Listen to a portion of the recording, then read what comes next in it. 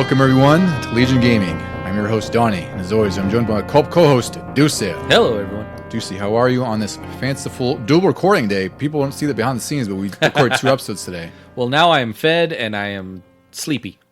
If you listened to our episode last week, because this will be in the future technically, we covered Resident Evil 2 for our bonus episode. Hope you enjoyed that one because I enjoyed the shit out of that episode. I thought it was a great time. Yeah, we could have gone on and on. We really could have, and maybe we will someday. I don't know. I'm always jonesing for Resident Evil 2 in some way. Well, next year's 3. It is 3. Yeah. I don't know if I'll wait that long, but we'll see. We'll wait that long for 3, but maybe more 2. We'll see. Anyway, for episode 73, we have a fun topic that I came up with. I thought it'd be really fun if we talked about some of our best and most favorite launch games.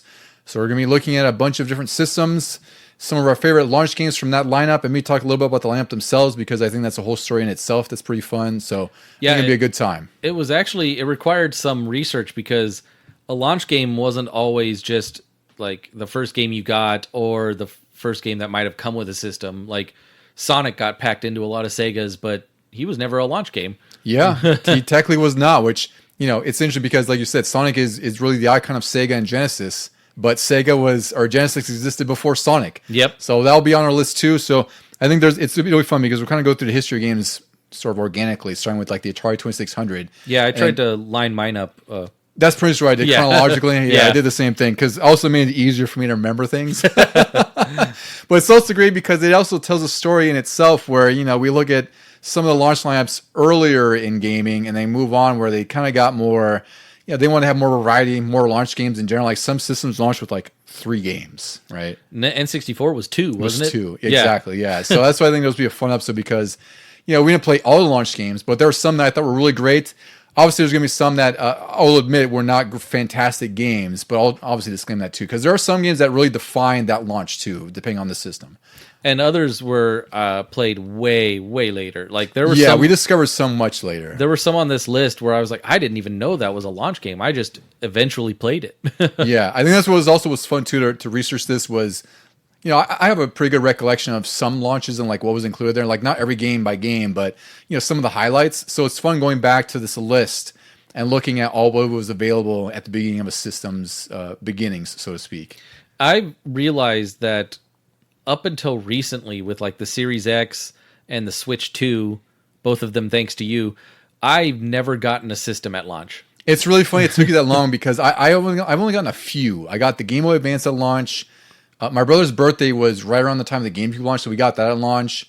And honestly, that's probably the earliest I want to say. I didn't get Dreamcast or anything. So yeah, it's pretty interesting. Like I only got a handful of systems at launch, and now I've been getting more at launch because thank goodness I can afford them, like the Switch 2 and PS5 and all that. And sometimes it's kind of necessary. Like like with my Series X, it was right when my 1 crapped out. I forgot about that. Yeah. Like, hey, you still got that pre-order? I was like, I do. Yeah. So there's things like that. So I think it'll be a fun, different episode because, like Deucy mentioned last week in Resident Evil 2, we've been doing a lot of deep dives, which it's always fun. It's always just a ton of work for me too. We want to bring the information to our people. Yeah, and also it's fun to have a little bit of variety of episodes. Sometimes we do these we call them loosey gooseys, as Deucy calls them. It's a fun little alliteration with the end there. But sometimes it's fun just to have like a loose episode where we're just kind of talking about games we enjoy. Some of these we won't. They won't warrant a full episode necessarily. So it's also gives us an opportunity to talk about games we like that we probably wouldn't normally cover. Yep. But before we get to all the launch game goodness, Deucy, what have you been playing? Well, I've just been sort of coasting along, and after finishing a couple games recently, like the Yoshi one, and now Resident Evil 8, Resident Evil 3. Yeah, it's crazy. You got 2 Resident Evil games done. Yeah. When I was, kind of busting your balls about like finishing Resident Evil 8 half a decade ago and Resident Evil 3 half a decade ago. Yeah, now and you knocked 2 of them out in a week. Yeah. Couple weeks. I've just been playing stuff that has no end. Like I got back into NASCAR, or still doing NASCAR. I didn't really step away.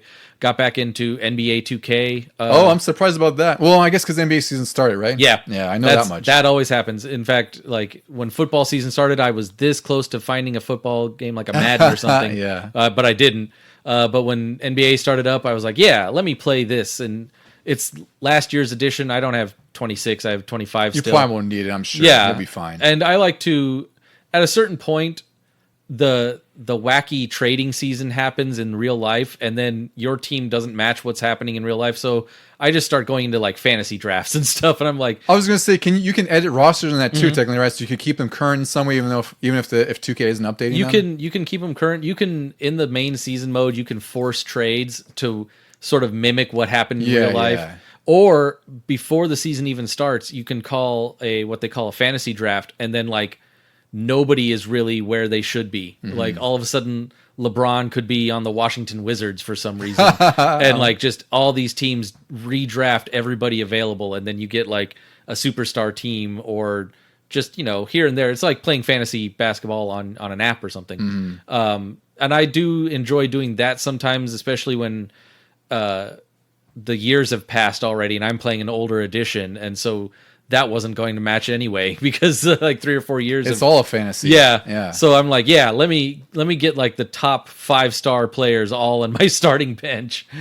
But yeah, and also in the NASCAR one, I've gotten my first couple of wins during the season. Oh, there you go. Moved up from your 15th placing. Yeah. One time you mentioned, yeah. But my one nitpick now is like they really should have done a little more with the overall presentation.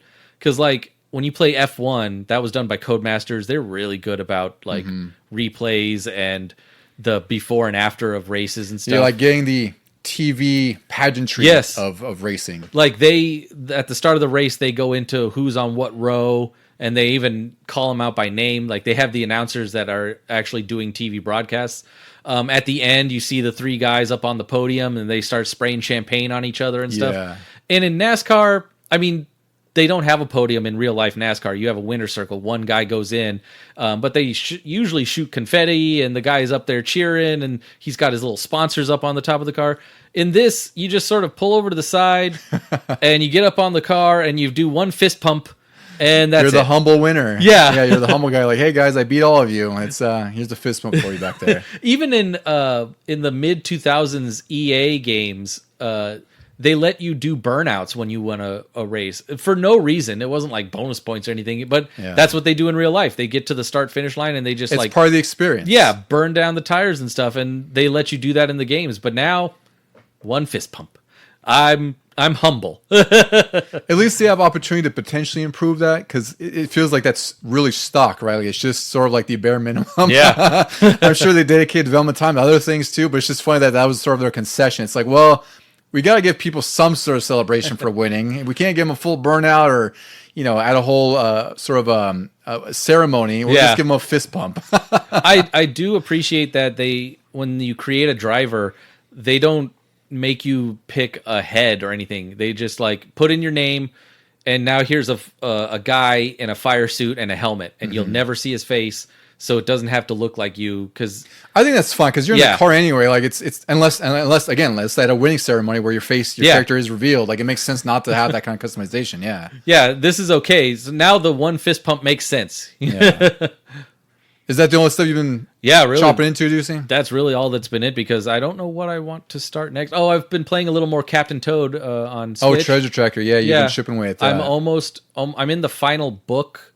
And I don't know how many more levels are in that. So I'm pretty close to the end of that one. Mm-hmm. And I do plan after that to maybe jump back into Luigi's Mansion 2 or 3. I really would like to finish Luigi's Mansion 3 because, as of this recording, Halloween has not happened yet. And we're getting November, so it's kind of getting out of the horror season for me. Yeah. But I still would like to finish it because I played it when it first came out, obviously. I really enjoyed it, and just... the story that repeats itself. It's just something distracted me, and I never went back, unfortunately, because it was a really fantastically fun game for the bits I did get to play in there. Yeah. For what I've been playing, I've been still getting into Battlefield 6 with my friends. It's been a pretty awesome time. They have Season 1 coming out. It would have been out by the time this episode releases, so I'll give impressions whenever that comes out in our next episode, I guess. But that's been really fun with friends. I've also been playing Pokemon ZA still. And now I've been slower on that because I've just been chipping away at night. Like usually, I'll play something else, and then when I kind of wind down before I watch TV and go to bed, I'll play that, and it's been perfect. It's just by then it's like I get kind of tired because it's like 11 o'clock. So it's like it's just something that Pokemon just has the enough it requires enough focus to where I don't have to be thinking too hard, right? Because I'm really just doing these little battles. Yeah, it's not. It's definitely not like when I watched you play Ninja Gaiden 4. Yeah. Like this is 100 miles an hour. definitely the Yeah. unwind compared to that. It is. It's really fantastic because like it's super basic, right? It doesn't do, outside of the battles, it doesn't really reinvent Pokemon anyway. But it's just such a fun casual thing to just like go around, go to a certain area, collect Pokemon that are in the area because it tells you what you might be missing. Like it says like you haven't found X, Y, Z or these three. And it's just, it's super slow to start. Like there's a lot of tutorializing in the beginning, which is understandable. So I'm now getting into like the part where it kind of frees you up a little bit. So it's been really, really fun. It's just, I want to dedicate more time to it. It's just, I've been playing everything else like Ghost of Yotei, Battlefield. And also another game that I got into is a beat 'em up done by the Streets of Rage 4 developers. So I was already sold the moment it was announced. Oh, I saw you share a clip of this. Yeah, it's called Absalom. It's another roguelite, Deucy. Oh, goody. But it is absolutely perfect for me because, like Hades, it has it revolves around gameplay that I really enjoy, which is beat 'em ups. Like this is a sort of a fantasy setting. It feels like Streets of Rage in some sense as far as the combat. The artwork too, sort of. The artwork is freaking gorgeous. Yeah. The whole fantasy setting it revolves around this sun god. I think his name is Alzo, and the whole idea is like you're going through loops because like the woman who's like the goddess, she's like a tree goddess, like the goddess of the earth, so to speak. She sort of revives you each time, right, to go through the levels, eventually to get to Alzo or whatever it is. And it follows a roguelike structure where, after certain rooms or certain areas, you get to pick an ability, using enhances your melee or something, or using more ability or more magic power, whatever it is. But mixing it with the beat 'em up is one of the most sensible things I think roguelites could do because it makes sense to me. Like it's just beat 'em ups by nature, at least when I think about the arcade ones, you go, again, we talked about this before, it's like you pump a quarter in, you go through however you need, restart, and the structure's the same because it's a beat 'em up. So at the core, it's really down to your skills and how well you can use the combat. Yeah, think about like Turtles Splinter in Time. Fate again, or Tales in Time. Yeah, like that. You played the first level in that so much, mostly because there wasn't a save back then. But like, if you died, you started back at the beginning. Yeah, so it does have the roguelike tropes of being pretty difficult at times because you can breeze through an area and sometimes you might get a bad roll or something, where you might get an ability that may not synergize the way you want it to, and you have to restart. But I think it kind of works for beat 'em ups. And also, just like any other roguelike, there's sort of a perpetual leveling up system, perpetual progression where you can level up your health. You can get boosts where in between sort of areas you can camp, right, to refill your health. So you get all those boosts too. So there's that incentive. But again, like I'm always hit or miss on roguelites, and it's largely dependent on the gameplay system. And beat 'em ups are just the most sensible thing. It really reminds me of the Streets of Rage 4 survival mode where, if you remember that, where you go through each level, it's this simulation, right? It's sort of like one plane, and then when you beat that sort of horde of enemies, you get a choice of an ability, like something that might give you poison damage or level up your. It's kind of like in the Turtles Shredder's Revenge. That yes, one too. Just like that. Yeah. That's a great example, actually. Actually, it's probably more parallel with that as far as difficulty, because I feel like the Shredder's Revenge.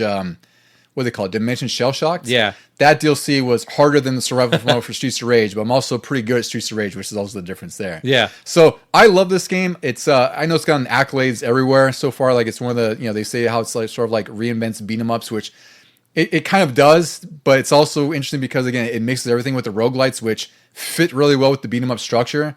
So I've been enjoying the shit out of this one so far, to say the least, because it has the gorgeous art style. It's by the Streets of Rage 4 devs. It's only like $20-$25. It has a co-op mode and online matchmaking. So what's cool about co-op is that they resolve some issue that you and I have problems with in some other games, where it's like, let's say if I'm further ahead in the story than you are, sometimes they don't match the progression. Yeah. But in this, they've actually gone through the effort of matching progression, so that like if I'm a higher level than you or further in the story, I technically have my leveling and abilities sort of scaled to me, but we're playing on your story file. So anything you catch up to, it technically would have already been completed on mine. And the adverse is true too, where if you played on my file, the difficulty scaled to your level, like your Deucy level 1, and anything you complete on my side would complete on yours and give you the option to play through it again. Oh, okay. So it sort of like keeps you in progression while you're in co-op, which I think is great. I haven't tried co-op yet, but I looked at the menu, I was like, that's actually a cool consideration. So making everything disparate, and like, if you play a beat 'em up, and especially a roguelike, like you want to keep what you progress on your buddy's file, right? Because that's going to inevitably help you. Yeah, I've always had an issue with the way co-ops are done these days. Like the ones that are specifically meant for co-op, like It Takes Two and Split Fiction. Yes. Those are great because you want to start at the beginning, experience the story together. All the puzzles are there. There's no leveling system, but Well, it's also tailored like a pure co-op experience. Like you should play from the beginning to end because that's the whole point. Yeah. And even like in Resident Evil 6, there weren't levels in that either. You could probably hop in and out of that one. But when there are levels involved, it's like nobody gets it. Nobody gets how to do it. Well, you know who I was thinking actually got it right, and they did it for forever now, is Borderlands. Okay. Because I remember when we would play co-op, and I would play with my other buddies where, like, I remember specifically with Borderlands 3, and I think Borderlands 2 did it as well, but it would get to a point where, like, if I joined my buddy's save file, or if he joined mine and he was further ahead, no, I'll say the reverse, where if I was on his file and we did side quests and he was further along, it gave me the option to skip those when I got to them on my personal save file. Oh, nice. I don't know how most games have not ripped off Borderlands in that respect, because for you and I, like, we tried Fallout 76. Yeah. And we hated the fact that, it was sort of independent progression. And it's like, we don't want that. Like, tally it for both of us. We were there together, but like we had to queue the quests individually. Yeah, that was so bizarre to me. I was like, this is actually the worst way of doing things. It is, especially when the game is meant to be played co-op, like Fallout 76 is. Like, I enjoy the game for what it is, every now and then. Like, we always say, like, oh, it'd be cool to jump into. But it sucks when the co-op experience is so fragmented where it's like, your progression doesn't really matter for your own sort of purposes. In the Borderlands example, how do they handle like damage and stuff? Like, it's scaled to your level. So, like, let's say I was level 15 and you joined at 5. The enemies you shoot at are scaled to level 5. The enemies I shoot at are scaled to my level. So it's still sort of independent. Oh, that's weird. It's weird. What if we're shooting at the same thing? I think it still calculates the same. I think it's an independent instance. Oh, weird. Yeah. But that's kind of balances it out too, right? So it's like, you're still playing an independent game, but you're playing co-op and progressing the same rate. And then it's great because when you go back to your save file on, if you're playing single player, it gives you the option. It says, like, do you want to replay this? Because you technically completed it with, whatever. Or you can play through it if you want all over again. There were some games back in the day where, like, you could jump in and your buddy might be already a higher level and then nothing scaled. So if he jumped into yours, he would just mow through the enemies for you, and like you might be gaining the XP, but it's like, I know we did that in Diablo 3 because I remember when when myself and our friend Matt were playing that for like a while. He was like in Japan, stationed in Japan, and that was like, we were playing like in the middle of the night. Well, middle of the night for me, probably morning for him. But like we would pick different classes and like, hey, you want to just power level me for a little bit? And like he would kind of stay back and do like bits of damage, and we just level him up so he could kind of get scaled up to where I was, or vice versa. Yeah, because that way we could play multiple classes, right? So that's kind of that's kind of like the reverse of what I like, where it's not the reverse of what I like, but it's reverse where it's like, if you want to power level somebody so they can kind of be scaled to you, you can do that. But I also appreciate when you can have a co-op experience with somebody and it's like they can go progress their own way when they get back to their main game and vice versa. Yeah. Yeah. Going back to Absalom, I was going to say it's really great that they were thinking so far ahead to do that as far as progression. But I just wish more games like Borderlands would do the same thing. Mm-hmm. But I recommend it. If you like beat 'em ups, which you should. We also have a few episodes on beat 'em ups, which you should definitely listen to. You should definitely check out Absalom. It's worth it. All right, Deucy, I think it's a good time to get to some launch games.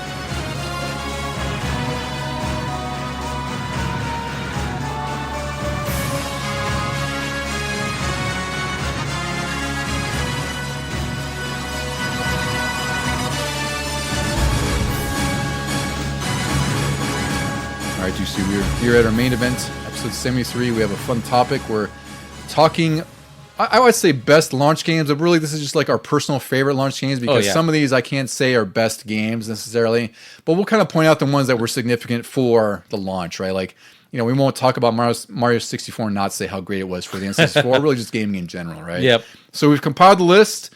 We're kind of going generation by generation. We're just kind of talking about why we might like these, or some of the sort of the memories we have with them and whatnot, and also just how they relate to the launch of the systems themselves. So we've got a pretty good list. I know there's, we probably won't get through everything because we have quite a bit, especially on my list here. I have about 35 games, 34. That's a pretty solid list. We won't get through all of them. But let's kick off with yours, Deucy, because you put one early one that I almost put on my list. I probably should have.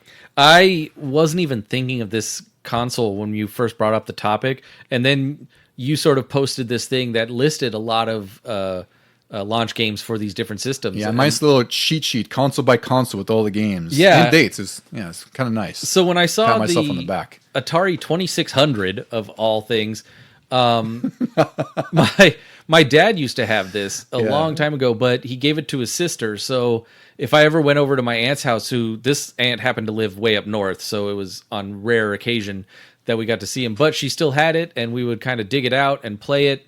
And I remember Combat. Mm-hmm. I was so young, I didn't remember the name of the game back then, but I did remember it was 2 tanks, and you just shot. You had to traverse a maze and shoot at each other, and sometimes you could even bounce the bullets off the walls and try to hit the person. Yeah, those were the alternate game modes. Yeah, because the Atari 2600 had a little switch, a little toggle where each of the carts, at least the carts I had, like they had it would tell you on the front of the cart like the different modes, like you could toggle it, and they would have different sort of modifiers. And Combat was one of them where you could have ricocheting tank shells. Yeah, which is really cool. So I don't know how many hours we spent playing that. I had to have been like 5 or 6 when we were playing this. So it was one of my earlier game memories, a little after my earliest Nintendo memories. And I didn't care that it was Atari. It was just a fun, combative game. It really allowed for competition between like me and my dad or me and my cousin or somebody. Well, that's what makes it great is like it is a very simple game, just both in concept and actual execution of the game. But it's so fun because it's just... you just have you have a single 2D plane, and both of you are like crawling at a tank's pace. Yeah, to try to get in a position to shoot each other, and then trying to turn the tank at a tank's pace. Yeah, because it really is tank controls like Resident Evil, where it's like you hold left to right, and your tank tilts, and you have to go forward and back with it. Yeah, I would have put this on my list too. Like I almost did, and I just put Atari on here, and then you put it on your list. I was like, well, we may as well talk about Combat. But it's fun because the Atari. I see the launch date here. It's September 11th, 1977, which predates both us. Oh, yes. But I played the Atari when my dad probably bought an Atari around launch, I think he said. Like, it would have been pretty early. So when my parents owned a deli when I was a kid, they try to keep us occupied in the back with this Atari, which was pretty cool. So we played a ton of games, and Combat was one of them. I didn't realize it was a launch game, but it makes perfect sense. Oh, yeah, me neither. Yeah, but my brother and I would play it. My sister and I would. You probably played at my house a lot too. Like, there's so much novelty you can get out of it, but it's still pretty fun. Like, it's a basic game, but it's also so easy to pick up that anyone can approach it. Some of the other fun games that were on Atari at launch, it's always fun to see this list. There's Video Olympics, which I never played before. I just like this called Video Olympics. There's Street Racer, Blackjack. It's just straight Blackjack. It's just called Blackjack. Whoa. Yeah, Starship. Indy 500 and Air Sea Battle, and then there's one called Basic Math. I'm sure that's a fun one, really popular one back then. Yeah. No, it's probably nothing like what was that one? Math Munchers or Math Blaster? Math Blaster. There was another one where it was like a little guy eating them numbers too. Oh, that might have been Math Munchers. Yeah. I was thinking Math Blaster. Yeah, like I remember the one we Math played in school. Too. Yeah. It's good that they made the educational games better than Atari. By the time we were in school. Yeah. You got a lot of Cross Country USA too. Yeah. All right, so we'll move on to the NES era right now. So just a couple of the notes that was released on Nintendo. So this actually just celebrated its 40th anniversary. They don't necessarily have an exact date for Nintendo's launch, but sometime in October. It was October 18th, technically, because that's sort of the date they have for, I think it was like a New York release, because it's kind of limited before it went nationwide. Oh, I thought the limited was before October. Was it before? Yeah. I could be wrong then. I thought they did the limited kind of over the summer. Maybe. Yeah. Maybe the full launch was October 18th. So it just celebrates 40th anniversary, and I have by the time I got the Nintendo, like a lot of games had been out. There was like Mario 3 had already been out. Actually, was it out? Yeah, I think it was. Because I got my Nintendo when I was like 5-ish, somewhere around there. So there was like a lot out, so I had no frame of reference for what launch was. But we also know them so well because they have the iconic black box with like a screenshot or like a pixelated screenshot, so to speak. This is the one system where you can easily point out what a launch game was. Yeah, you can tell what the earliest games were. Yeah, so some of the notes they have on there, or some of the games they had were baseball, Gyromite, Hogan's Alley, which I did not realize was such an early game. That's a Lycan game. I played that at Vito's house. He used to own that, I'm pretty sure. Kung Fu, which I also didn't realize was a launch game. There's also Ice Climber, which that makes sense. I don't like that game at all very much, but it's a launch game. Was Balloon Fight one? Balloon Fight was not. Wow. Clue Land was. Oh, okay. Which I don't know if I played Clue Land. It's on the Switch app. Okay, I may have not played it then. So there's a lot on there, but we have a couple on here. So I know one of the ones we put on here, Deucy, what do we have? We had Mario Duck Hunt. That was a big one. So I always wondered, because I saw it on the list, but I always thought it was a little later. Like, I know Duck Hunt and Mario were separate at first, and then we all grew up with the action set. Yes. That came with them combined. But wasn't there also the Mario Brothers that was like the arcade game that launched? I don't know if that was at launch, because I only see Super Mario Brothers on the list. Yeah. So I don't know if that might have come out after. I'm not sure. Must have been like really quickly after. I would assume so, because yeah. I know it's in a black box as well. Yeah, I'd have to look that up, actually, because I'm not sure when that released. Because it's interesting, like, it seems like that it'd be weird to release that after Super Mario Brothers, when Super Mario Brothers is like the killer app. Yeah. Yeah, there's a term, that's a term I don't really hear anymore, is killer app. Like, you remember when that was like a big thing with like pretty much all these console launches, especially like in the late or early 2000s, I should say. It was like, what's the killer app that's on the PS2 or that or lasted Dreamcast? a handful of years, and that was about it. I know. I feel like now it's just launch. But like, how could we make this list without mentioning the Mario Duck Hunt combo? Yeah. Like, I'm sure everybody you talk to, if they had a Nintendo, was like, "Yep, we definitely had that," and I remember pointing the gun directly at the screen. And this is largely why so many people are gamers now, is because of Mario and Duck Hunt. Exactly. Yeah. And you had one on your list as well. Just I almost put this on my list, so I figured I already knew you were going to talk about this one. I have two more on from the NES times. Oh, two more. You're right. Yeah. I see. Excite Bike and Golf. And I think Excite Bike was on my top NES list way back in. That's right. Episode that was like 2. episode 2. 71 episodes ago. That's crazy. Yeah, so go back and listen to that one for sure. Yeah, we sound a little different. All of us do. But Excite Bike, I just remember spending hours on this game and not fully knowing like that I was trying to beat the time or whatever. I was just trying to beat the other little motorcycles and make them crash. And then I would spend a ton of time doing my own track editor, which was like the first time anybody had seen like, oh, I can actually make something in the game. Yeah, that's actually, in retrospect, that's pretty incredible that they even had a track editor. And I know it's very limited, because I think you had to use, there's like predestined parts, right? Or there's certain button combinations for parts? No, there was the alphabet. The alphabet, that's what it was. A through Z was each a different part. And then you couldn't save it on your system, on on your cartridge. The other one I had listed here was Golf, not because I like super enjoyed it and was good at it, but just because of the memories. Like, my dad played this a ton, and if you've ever played this and you know the sound effects that it makes, because there's no music, just the woo. Yeah, the ball traveling through the air. Yeah, and if you went out of bounds, it was like which I did a lot. But just like, I'd be in bed, and then he would have his time with the Nintendo, and that's all I would be falling asleep to. It's like almost hearing a slide whistle in the background or something. Or if you made the putt, and it was like dee dee dee. Like, you could almost tell how well your dad was doing. Yeah. Sounds. So yeah, I was just like, that was my my rain sounds that I do now, but back then it was the golf sounds. Yeah, what do they call that? Like white noise now? Yeah, that was your white noise. That was my white noise. Yeah.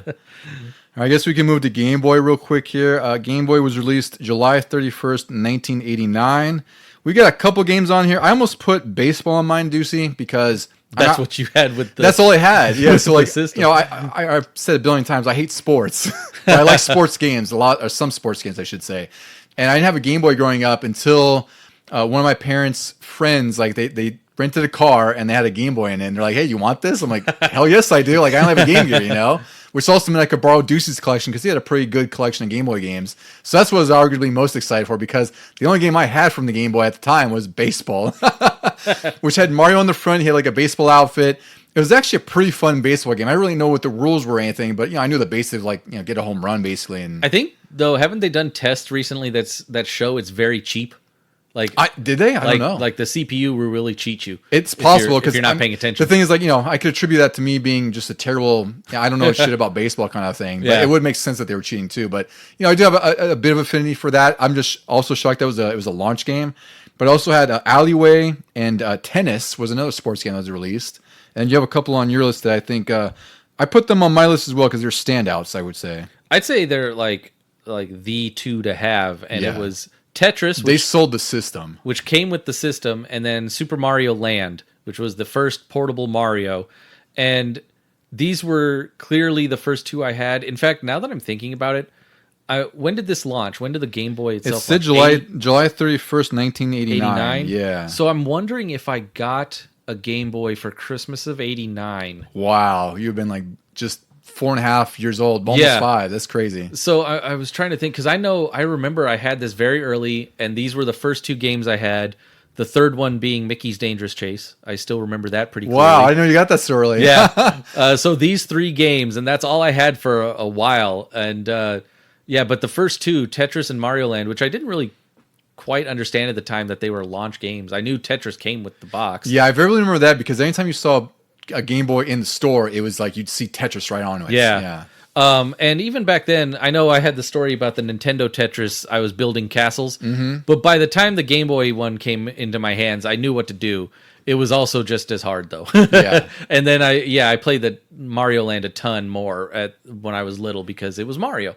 Yeah, I put these on my list as well for the same reasons because I'm positive I borrowed these from you because I think you had Mario Land 2 as well, right? Because I borrowed it from you and Vito a lot. And I borrowed Mario Land 1. I guess it had been from you because I don't remember if Vito had it, but it was the coolest thing. Like by the time I got the Game Boy, which would have been like 95-ish, so I was late to the game by then. Oh wow! Yeah.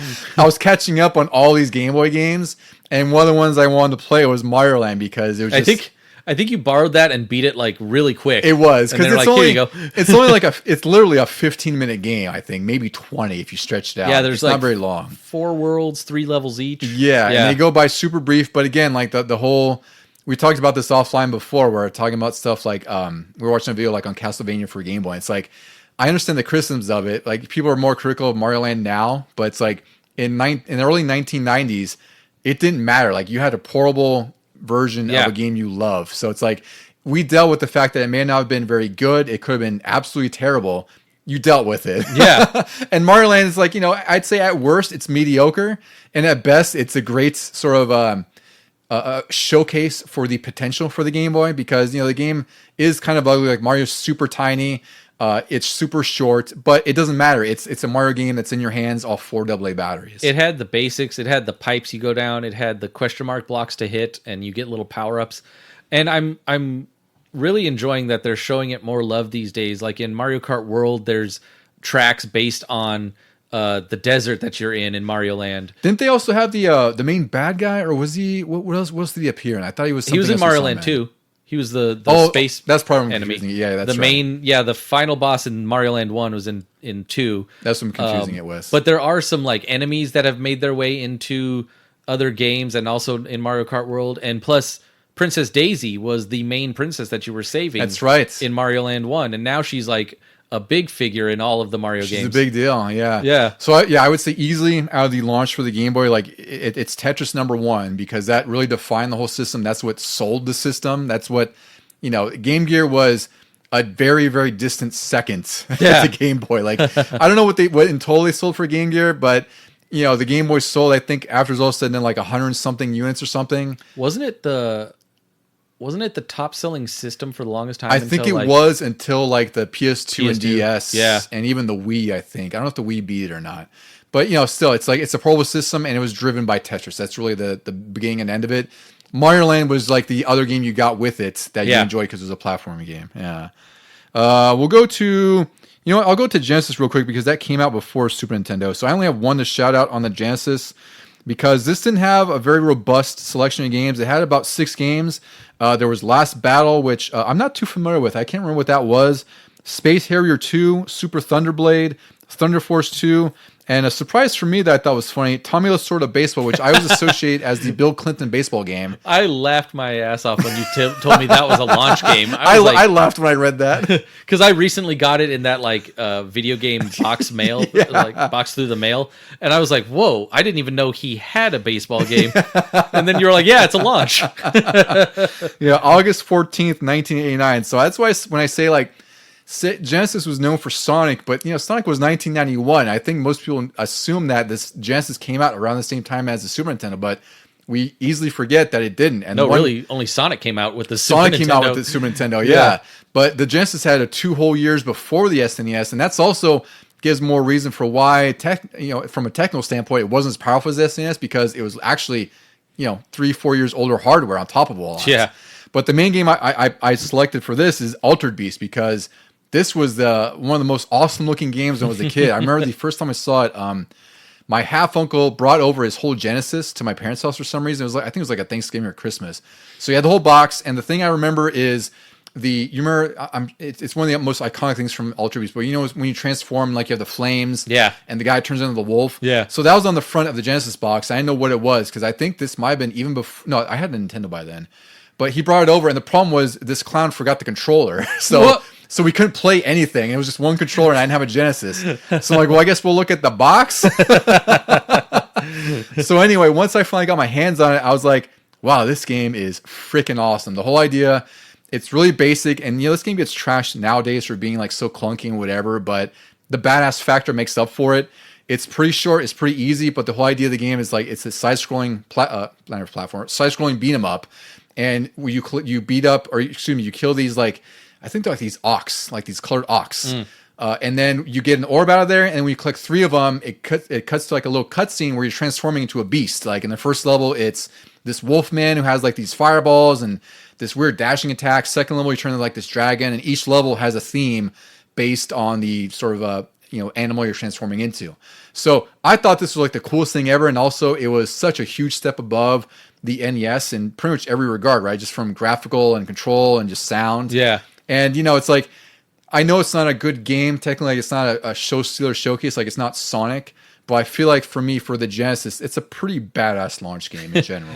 I have no Genesis games on my list because I would have put Sonic on there if he had been a launch. Because I looked at the list of launch games and I'm like, oh, I've played some of these and I wouldn't exactly say I've enjoyed them. Exactly. Like, I think, like they're not bad. Like Super Thunderblade's a cool shoot 'em up. Same for Thunder Force 2. Yeah. Space Hero 2 is also shoot 'em up, but they're not remarkable, right? Yeah. They're totally playable, but I will not say like that is a showcase for launch. I guess I should give Tommy Lasorda a try. You could. I might enjoy that one. It's baseball. I don't know if you did. I would love for you to say I enjoy enough to put on my list. Yeah. But I don't think you're going to do that. My favorite Genesis launch title, baseball. Move over, Ultra Beast. Yeah. On the sword this year. Yeah.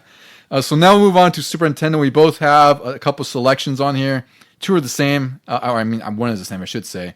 So Deucy, I guess I'll start with my different one. I'll go with F-Zero because I feel like this was a big deal on the Super Nintendo. I almost said N64 because this was also a very good showcase for Mode 7. It also looked incredible compared to the Nintendo because I remember playing this at a buddy's house who got the Super Nintendo for his birthday. I don't know why that's like a core memory, but I went to his room and it was there, and his mom like shunned me out of there, like I wasn't supposed to see it yet because it was like his birthday gift or whatever. I see. Yeah. Yeah. So then we played F-Zero. I was like, wow, this game is really hard. Yeah. But man, it looks really awesome too. It's just like a hoverboard racer kind of thing. But it's a really good showcase for the Super Nintendo. I think it's a really awesome launch game. I went with the one game that came with the system and sold me on needing the system, and that is obviously Super Mario World. Yeah, I put that on my list for good reason and obvious reason. Yeah, I just remember this was one of the first games where when I would see commercials or when I would see it in like Nintendo Power or something, I felt angry with jealousy that I didn't have it yet. No, like I've never wanted a game really. Maybe Darkwing Duck on Nintendo, but that was around the same time. But like Super Mario World, I was just like, oh, I hate that I don't have a Super Nintendo because I really want this game. And then when I finally got it, some other friends on the street had a Super Nintendo, and then they had different choices, and one of my friends had Pilot Wings, which was another one of the launch titles. So I put that on my list as well because like it was so simple but also so difficult. It was another good use of Mode 7. Yeah. And we just spent hours. Like it wasn't even a 2-player game. We would just trade off. Because it was set up that way. I mean, really, the game is just a bunch of mini games. Yeah. So it makes sense to trade off. Like I remember playing this with my buddy who owned it, and we did that target practice game. I thought was cool. I think it was like the parachute or something, right? Yeah. Yeah. So we did that, and I forgot what the other modes were. There was the rocket pack. Yeah, and I think a biplane. There was a biplane you had to take off and fly through rings and then land. Yeah, and it was hard to control. I remember it being hard to control back then, but I still enjoyed it, and it still looked pretty amazing. Again, like we were so young that this did look revolutionary. Like, and even for me, like going back to Mario World, like I don't think I knew Mario World really existed until my dad bought the Super Nintendo. Like I remember we went to Kmart. I remember sitting in the shopping cart with the Super Nintendo, and I know what it was. until my dad hooked it up and we played Mario. I was like, oh wow, Yeah. I died like 3 screens in. But again, like the difference from Mario Brothers 3, which is probably the most recent one I played, to Mario World was without a better word, a generational leap in every way. And just from the music, the first level, just the art design, everything, like stuff that I didn't recognize as a kid, but I knew how good it looked. Yeah. Some of the other games we'll mention on the launch. By the way, this came out August 23rd, 1991. So what is that, like 35 years old now? 30, yeah. Yeah, it's kind of crazy. They had F-Zero, Gradius 3, Pilot Wings, Sim City, and Super Mario World. I didn't realize Sim City was an early game like that. I didn't know it was launch. I had heard it was early, but yeah, I didn't realize it was launch. Yeah, it's pretty crazy. Okay, Deucy, we'll move on to, let's see, I guess. Did you want to give a quick shout out to Game Gear, even though we have none of the games on our list? Oh, yeah, well, because I don't know I love the Game Gear. I forgot what games were launching, but there's one that you have. It's Super Monaco GP. That was the launch game. Yeah. But I can't remember the other ones. I guess I could look them up real quick. But, it's not that we don't love the Game Gear. I freaking love the Game Gear because I grew up with it. It's just the games at launch, I couldn't remember them, unfortunately, right now. None of them were remarkable because I think there's like 5 or 6 of them as well. Yeah, it was another system where you might have gotten a Game Gear later where it was packed in with Sonic 2 or something. Mine was Sonic 2 because there were some with Sonic 1, but by the time I got my Game Gear, it was 2. Same with us. We had Sonic 2, and I didn't realize what the launch titles were for that, but when I looked it up recently on the list, I was like, oh yeah, if I have played any, I didn't really like them, except for Super Monaco GP. I just recently picked up just a couple weeks ago, and that one's been pretty fun. But I also read more about it, and the console versions sound way more awesome than the Game Gear version. Oh, I'm sure. There's like an actual career mode and stuff in the console ones.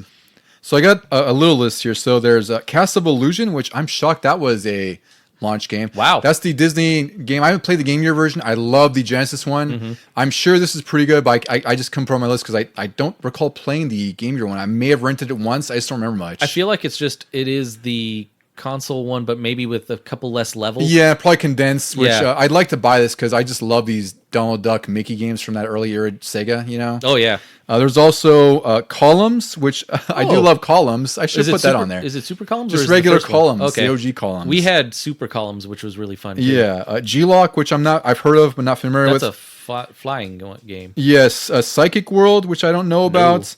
And Super Monaco GP. I think that's all the games on there. Someone mentioned that maybe Axe Battler, but I don't remember if that was a launch game or not. I don't know. That's that really expensive game that's based on Golden Axe, but you only play as the Axe Battler, the one guy with the blue shorts. Might as well. It's in the title. Yeah. So I'll briefly go into my PS1 games because you don't have any PS1 games on your list. Nope. That was another one where I was like, nah, like if Twisted Metal had been a launch game, that was totally on my list. Yeah, so I would say, objectively, like maybe I'd say I don't think there's a really big standout PS1 launch game because these are all fine, but there's not what we'll say is a kill rap, right? It's not like a Mario World or on that level. Some of the games that released at launch, it was September 9th, 1995. There was Air Combat, which would later become Ace Combat. Oh, okay. I do enjoy Air Combat, but I got that way later. I like that series, and I think I've borrowed Air Combat from you. You probably did, I'm sure. Battle Arena Toshinden, which it's an early 3D fighting game. I did get a lot of mileage out of that because it was like, it was on a demo disc, and I love fighting games, and that was like one of the earlier 3D games I got to play. I recently got that on Game Boy, and it is actually pretty awesome on Game Boy. That's right, yeah. Well, because we saw like a video or something on this, actually, that was pretty badass, right? Yeah. That series died on the PS1. Unfortunately, like it's not truly remarkable or anything. I enjoy them for what they were, but I think it's just, I know 2 and 3 got really repetitive because I did play those, but it'd be nice to maybe revisit that. There's like ESPN Extreme Games, NBA Jam Tournament Edition. Oh, I remember Extreme Games. My friend across the street had that, and for the longest time I couldn't remember what it was called, but it was like, don't you do like street luge and stuff? So like, think Road Rash, but with extreme sports. Yeah. So like, there's a luge. There was rollerblades I used a lot. I don't know if there was a bike or not, but yeah, it was basically sort of like different. There was different like vehicles you could use. I don't know how else would you describe those Deuces? Rollerblades and stuff. What were those things? Vehicles, right? Like I don't know. Modes of transportation. I guess, but means of conveyance. I don't know. So I do remember playing again. That was the demo disc thing where like I played the hell out of that. The one level. 2 Extreme is on PSN right now. It's fun for the novelty, but it also shows you like how rough some of those digitized games were back then. Yeah, aren't the graphics sort of like Cruisin' USA? Yes. Yeah. Same digitized gimmick. Yeah. Like I said, just think Road Rash, but uglier and with extreme sports. Yep. There's the Raiden Project, which is a shoot 'em up. And then a few others. The two I'm going to name, and Ridge Racer was launching. That's a big deal too. Ridge Racer was great, yeah. But the two that were most relevant to me is Rayman. It's a fantastic 2D game that they haven't made a new one in a little while, but it's really good. I love the 2D art in Rayman. He's had a good library of games. He has. Rayman 2 is freaking fantastic. Rayman 3 was solid. I will always defend Rayman Legends and Rayman Origins. Those are the newer 2D ones. Oh, yeah. I think you should buy them. If not, I'll buy them for you for $5, like they're always on sale. But they're really great. And then the other notable one for me, which, again, this is a bad game, but I loved it to death. And it's really what sold me. This story has been told so many times on this podcast. Like, it has sold me on the PS1, and it's Street Fighter the movie, the game. Yep. So we've done a whole episode on Street Fighter the movie, the game, and Street Fighter the movie, and a little combo thing we did with Vito. It was a great time last year. I love this game. It's not good, but I have to give it a shout out on when we're talking about launch games. Of course. All right, Deucy. So move into N64, which you are more familiar with. Well, I mean, there were only two options, and I didn't like one of them. Me too. Well, I like the other one. It's just not as much. Yeah, so the N64 launched with Mario 64, obviously, and Pilot Wings 64. That's it. Two games. And I remember renting Pilot Wings 64 a little bit later after I had the system, and it was not as fun as the Super Nintendo version. For some reason, it was also harder, and the Super Nintendo one was already hard. Mm-hmm. But I had to put Mario 64 on this list, just like you, because, I mean, it's Mario 64. Yeah, there's, we'll talk about, we'll point out games that were significant, not only for the launch, but for just gaming in general. And Mario 64 is one of them. Like, Mario World is also one. I'd say, and Tetris. I'd say Tetris, Mario World, and Mario 64 are probably the three right now that were, not only genre defining, they define the systems. Well, and influential. Even the first Super Mario Brothers that also is that well. Yeah, that's true. Brought video gaming back. So there's a thing with Mario, to say the least, with each of the systems so far. But yeah, N64 Mario World is fantastic. He could do no wrong for the first few generations. He couldn't, and this is when they were launching with a Mario game, which will change, as we'll talk about later. I also had Mario 64 on there for the same exact reasons. We haven't done a dedicated Mario 64 episode, have we? No, we haven't done that yet. Probably have to wait, like we did for GoldenEye, for some sort of like marquee anniversary thing. Anniversary one. Well, next September is the 30th anniversary of N64, so we got time. Yeah, that was released. Was it September 9th? No, excuse me. That's PS1. That's N64. And where do I have that here? Oh, it's so small. That's why. It's September 29th, 1996. Okay. So we got till next September. Yep. But yeah, Mario 64, one of the most influential games, one of the best games ever, still in my eyes. Still plays really well for its age as well. Okay, so what we move on to now, Deucy? A big one for me, less for you. Oh, the system? Yeah, the system here we're talking about is the Sega Dreamcast. Yeah. It's one of my favorite systems ever. Released on one of the most iconic days ever, 9/9/1999. Also memorable for me because Final Fantasy VIII released that day. But Sega came out with a bunch of games for this launch. I mentioned this to you, Deuce, before, a few days ago where it was. But I think Dreamcast is, to me, it feels like the first system where I think companies like Sega realized that they needed to have like a robust launch library and something that had a little bit more variety. A lot of variety, yeah. And a lot of variety, because before this, PS1 tried. It did, yeah. Yeah, but by then I think like the PS1 was still like so early in the 3D era, like it was still that first sort of footprint there. It was also just trying in general. Exactly. It was more about experimentation than anything else. Yeah. And by the time Dreamcast came out, like 3D had firmly planted its feet into consoles and gaming in general. And Sega, with its failings of the Saturn, the 32X, the Sega CD, kind of realized that they have to go back to the drawing board, and also just to even get some sales right off the bat, they have to have these games that would sell the system. And after so many generations, they finally put Sonic front and center. They did, because Saturn did not launch with a Sonic game, which probably did not help it at all. Yeah. It's interesting because we'll talk about GameCube later, which did not launch with a Mario game, which is really interesting. But Sega was, I don't want to say they were in trouble yet, but they definitely had issues before this that led to better decisions for the Dreamcast. So Dreamcast probably had, I can't even count here, probably like 15 to 20 games. Damn. Pretty robust. They had stuff like Arrow Wings, which is sort of like an air combat kind of thing, Ace Combat. Mm-hmm. Air Force Delta, also similar to that. Blue Stinger is a survival horror game that's kind of like Resident Evil, but nowhere near as good. So they tried that. Kart Flag to Flag for racing. No, that was interesting to me. I was like, there was a an officially sponsored kart IndyCar. Yeah, I think it was a Sega game too. For a launch title. Yeah. NFL Blitz 2000. There's Power Stone. There's stuff like Tokyo Extreme Racer, Trick Style, which is sort of like a hoverboard Tony Hawk's Pro Skater. Oh. It wasn't amazing, but it's still pretty solid. But some of the games I put on my list here. Jet Grind wasn't a launch, was it? No, that was 2000. I would say early 2000. Yeah. So the ones I put on my list that were significant for me was House of the Dead 2. It was a really fun light gun shooter that my brother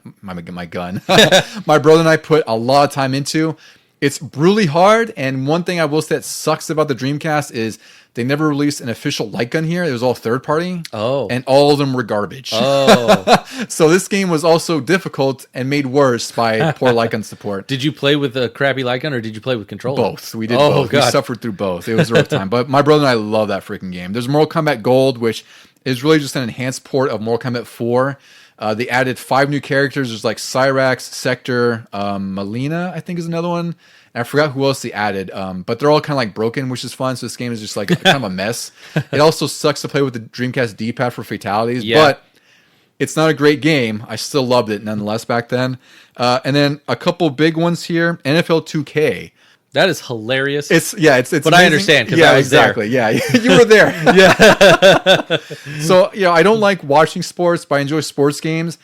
I got NFL 2K only because the Christmas bundle my parents got for me at Costco, it came with NFL 2K, so I had no choice. So I played it. Yeah. Because I couldn't buy Soul Calibur yet, which I'll mention. You surprisingly played the hell out of that one. I played the hell out of NFL 2K. Like, I found my Panthers because they had that awesome logo. Yeah. And they had a Delhomme, is that his name? The quarterback. It might have been at that time, yeah. Delhomme, yeah. Delhomme. Because I'd asked you how to pronounce it. That was the other thing. I remember that. Because you watched football and knew these things. But this is where I learned the rules of football, thanks to you and our friend Matt, because I'm just like blindly into this crap, And then you threw them out the window and threw Hail Marys every play. You were like, look at this glitch. And every play was a completed pass like 50 yards down the field. Yeah, I don't know what I did. I just found, I think it was called the All-American player or something like that, but it was just a bomb straight down the field, and I got really good at doing that. I actually put this on my list, even though I've never owned a Dreamcast. Yeah. But I do enjoy a lot of the launch games for it, and I put this on my list because I borrowed it from you when I borrowed your system. I also played it a ton at your house, and I remember it had a really cool, this was probably the first time that they let you create an entire team. Yeah. So I went in and I made a team for Monterey, and I kicked out some other team that I didn't care about. And I was like, we're going to be here now. And yeah, I played probably a full season with that. And then I think I even created some players. I think I created me and you and Matt and some others. I remember that. Yeah. Yeah. And it was also great because, again, the Dreamcast launched with 4 controller ports. Mm-hmm. So it was great for us to all get together and play that because we could do 3-player. Usually it was like I was teamed up with someone because I didn't know much about football. And you guys would tell me, like, I was like, why did that happen? You have to like, oh no, that's a foul. Yeah. You can't just throw people around. There's rules. You can't line up way over there either. You got to be on this side of the line. Yeah. So this, I don't love football or anything, but this was the first football game I truly fell in love with because even when you guys weren't around, like I would play this by myself because it was like, this is just really fun. I don't know what it was. I don't know if it was, I don't want to say how I can't compare how simulation heavy it was compared to Madden, but I think wherever this had, it might have just enough arcadiness for me to enjoy it. It felt like other Sega games, like when you compared like Virtua Tennis to Topspin or something. Oh, yeah. Sega always threw sort of an arcadey, more approachable spin on things, and I feel like NFL 2K definitely did that too. Yeah, and also, God, this game was really freaking gorgeous too. Like I remember being blown away by the Dreamcast, and this was also a technical showcase for the time because it was about as real as football could get in a game at this point. I don't think there's anything close to it. I had Madden 2000 on PlayStation, but I liked looking at NFL 2K better. Yeah, like it was a lot smoother. It was gorgeous, and then the presentation got better as they went on. Like with like 2K1 introduced online play, which was a big deal. 2K2, 2K3, and then possibly the greatest football game ever made, NFL 2K5. Yeah. Before EA took their thunder, and I just read that EA renewed the license till 2030. So yeah, there's I saw no chance too. of that. Yeah. God. NFL 2K died 20 years ago for this nonsense. Yeah. And then the other 2 big games I'll talk about here that are also on your list too, Deucy. Actually, get to your game that's not on my list because I almost put this on mine, but I figured you put it on there. I also put on I didn't realize this was a launch title, but it was so fun. Ready to Rumble Boxing. Yeah, I love this game. I first played this at your house when our friend Tyson rented the Dreamcast. Yeah. That was my story too, is like I was there with him when he rented it and we took it to his house first. Oh, I know you were with him. That's funny. Yeah, and we played the hell out of it there. I think he rented 2 or 3 games with it, but we stuck with Ready to Rumble. It didn't matter if you knew boxing that well. It was very arcadey. It was so fun. Yeah, but it was just so hilarious. And you didn't mind if you lost because you were like, well, I'm going to bounce right back into the next round. Yeah. There was no one person that got really good at it like a fighting game or like the other boxing games. Well, there was one bastard, my brother. Oh yeah, if you remember, I did not remember that. Yeah, you probably blocked that out of your mind for trauma, but my brother was really good at finding like these really cheap moves that he knew how to cycle through. Yeah. So in Ready to Rumble, he found one character that has like this, it's like a dash punch thing, and it kind of stuns you in a way that you can't really recover. So I remember him just beating everybody with that until I figured out how to dodge consistently, and then he could not do anything to me. He was like, "Oh wait, this is falling apart." Yeah. So every time he would run up like a winning streak, we were just like, "Okay, Don, your turn." Yeah. And he would get in and stop him. He didn't know how to deal with people who dodged. It was really funny. Yeah, but Ready to Rumble, I would love another boxing game to come out in general. Like, I know there's Undisputed, but I wish Fight Night would come back. Mm-hmm. But I would really love a Ready to Rumble kind of reboot or something. Because that was significant for the time because it also looked really gorgeous. Again, like anything Dreamcast back then was pretty mind-blowing looking. But Ready to Rumble was like a standout. That was always in the commercials with the guy with the afro. I think his name was Afro Thunder. Afro Thunder, yep. Yeah, he was always in the commercials. Like, he was sort of like the mascot for a little bit for the Dreamcast. But it was a fantastic game. The other two we'll talk about here is... We can't talk about Dreamcast and Sega without Sonic Adventure, which huge technical showpiece, huge deal for the time. It was Sonic looking like anything unlike that before. Like, they would always show the scene when he's running like on the dock with the loop, and there's a giant like a orca whale, killer whale in the back. Yeah, It looked. If there's any other way to sell a system, that would be the way to do it. Like Sonic in 3D, not the first time, but the best time. The best time and proper time. Yeah. And also, like, the music was really good. Yep. It's still like Sonic, where it's like you're basically speeding through levels, and the sense of speed in here is insane as well. Like, you were going so freaking fast for the Sonic levels, because then you could also play as like Tails and Knuckles, which slowed things down a bit. Yeah, there's a little bit of variety in there, which I thought was really cool. But it's always just fun to play as Sonic because he had like the most well-designed levels, I thought. I mean, I don't know, there weren't really collectibles or anything, but I finished it fully, and I even did the second final one with like Supersonic and the final battle and everything. Like, I played the hell out of this game even for not owning a Dreamcast. Yeah, I think Sega really realized not having a Sonic game for Saturn's launch was a big misstep, and they corrected it pretty well with this one. And then it was mind-blowing when I bought it for GameCube. Yeah, that's, again, exactly. Going back to Halo being on PS5, yes, I still think the bigger mind blower is Sonic on the GameCube. There was no bigger enemies than Sega and Nintendo back then. Yeah. And the final game we'll talk about from the Dreamcast launch lineup that probably sold more systems, but it was right up my alley. It also was just an incredible port that was even more enhanced than the arcade version. It's Soul Calibur. Yes. The original game was Soul Blade on the PS1, which I also played a lot of. But Soul Calibur was the one that I played for so many hours after the fact. Like, this was the reason I wanted a Dreamcast. I remember seeing it on GamePro TV. And one of the, sort of the marketing things that the reviewer gave me that really hyped me up was how the graphics were so detailed that you could see Mitsurugi's muscle flex when he picks up a sword. Oh. I was like, wow.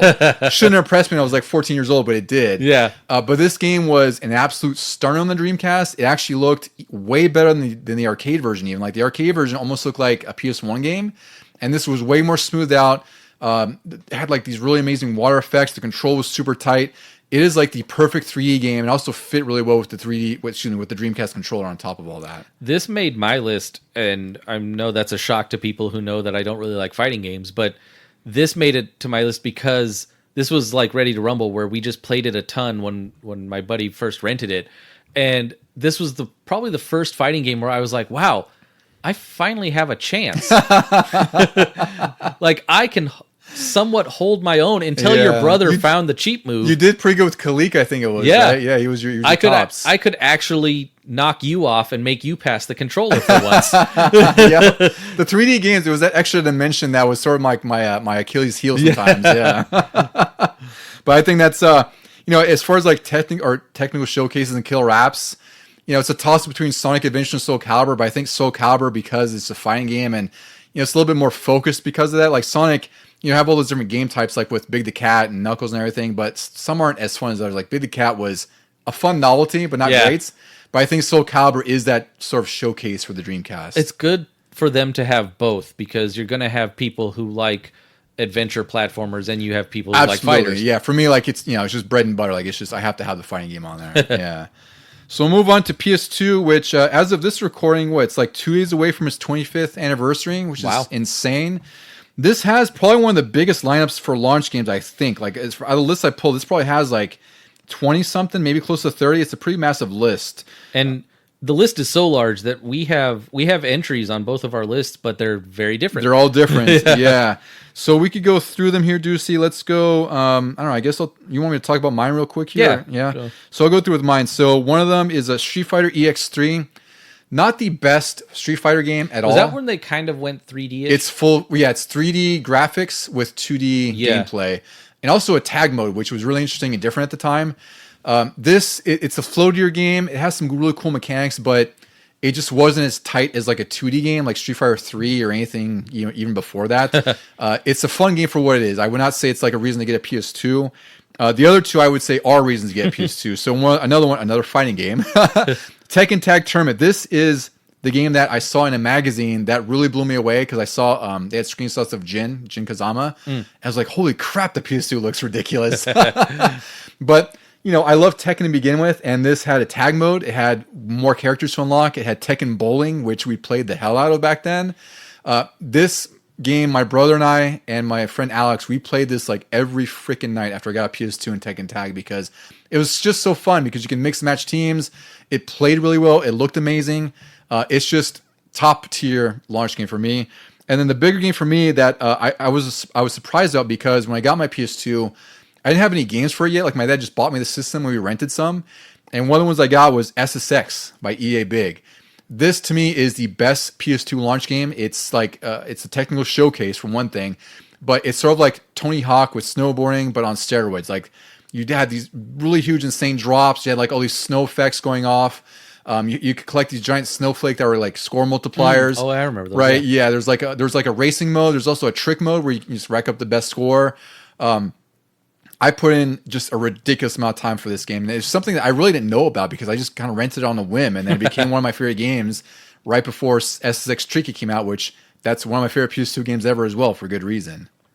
I don't remember playing the first one too much. I might have played it with you. Probably. I don't think I ever borrowed it from you, though. But then when SSX Tricky came out, I got that for GameCube, I believe. And yeah, I played that a ton. It's so freaking good. I really wish those games would make a comeback. Yeah. On my list, though, for the PS2, completely different. I went the sports route. And my first ever PS2 game was, I didn't fully realize it was a launch game because I didn't get PS2 at launch, but it's MotoGP. I know you got that so early. Yeah, it was my very first one. I forgot what my second one was. I got two games sort of together because I didn't want just a racing sports title.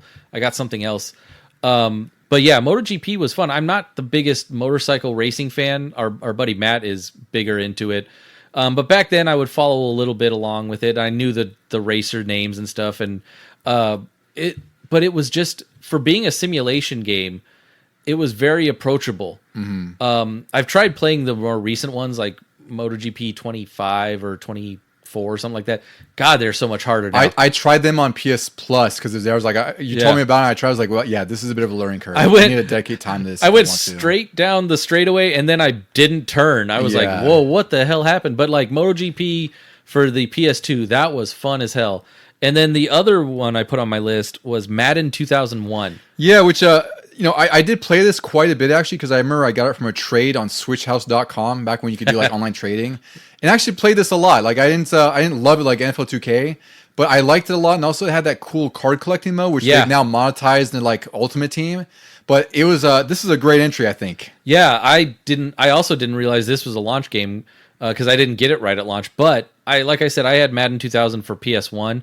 And like you said about Mario 3 and Mario World being generational leap, this felt like a generational leap for a sports game. Yeah, this game did look freaking gorgeous back then. Like I remember this being a huge deal when it came out. Like finally, I didn't have to be jealous of you in NFL 2K because I was like, yeah, I got Madden. I got now. Madden on a PS2, which is more powerful than even a Dreamcast. And like you mentioned, the cards thing. Not only was it just collecting cards, but you could also then use them to modify your games.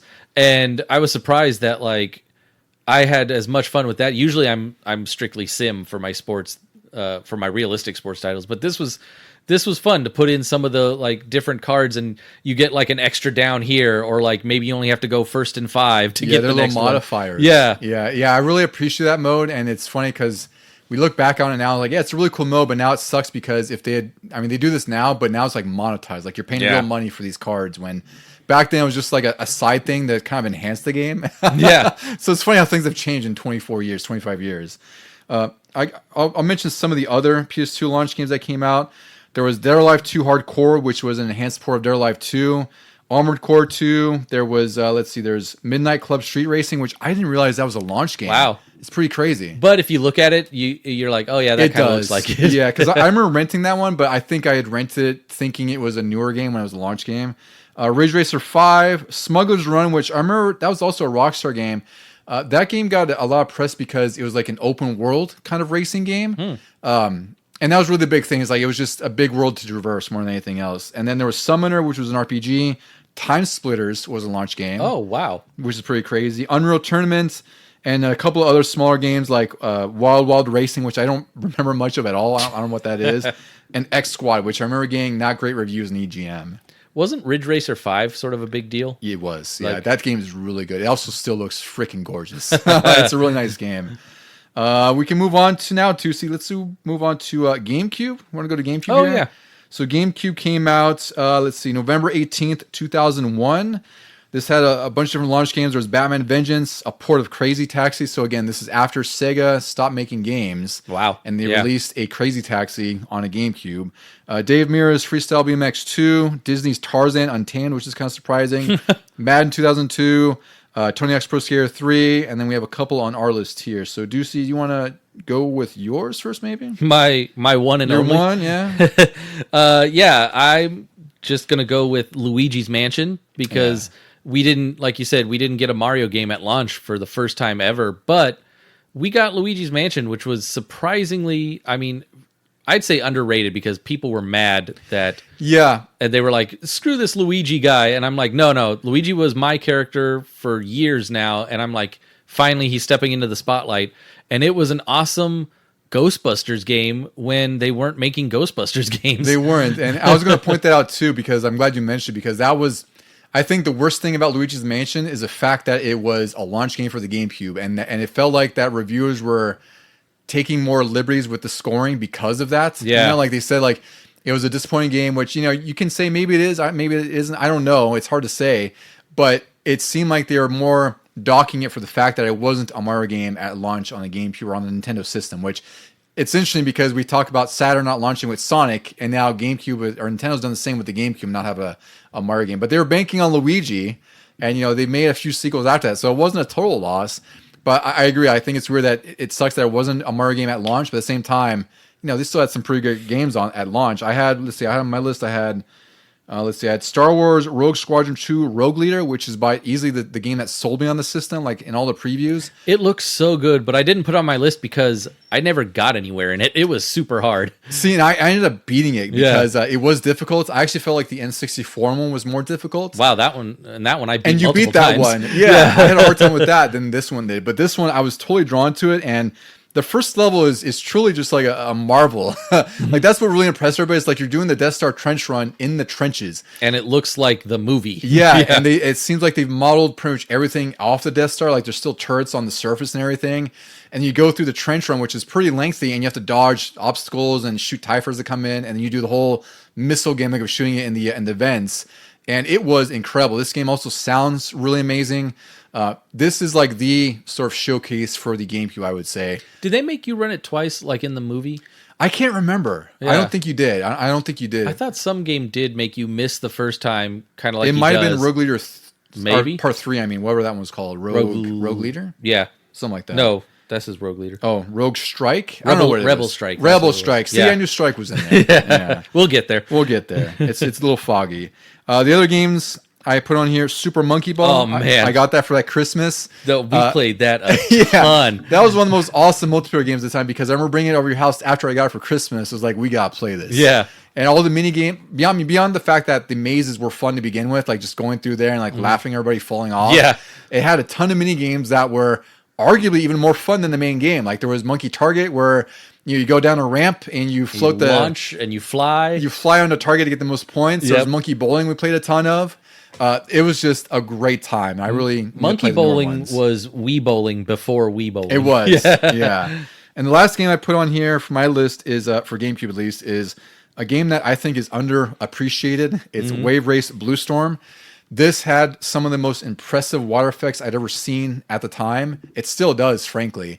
I'd say that the most challenging part about this game is the fact that it's so freaking hard, and the difficulty ramps up pretty fast. Like I got pretty good, but there's points where I was like, I just can't progress any further. I remember playing this pretty soon after you got it.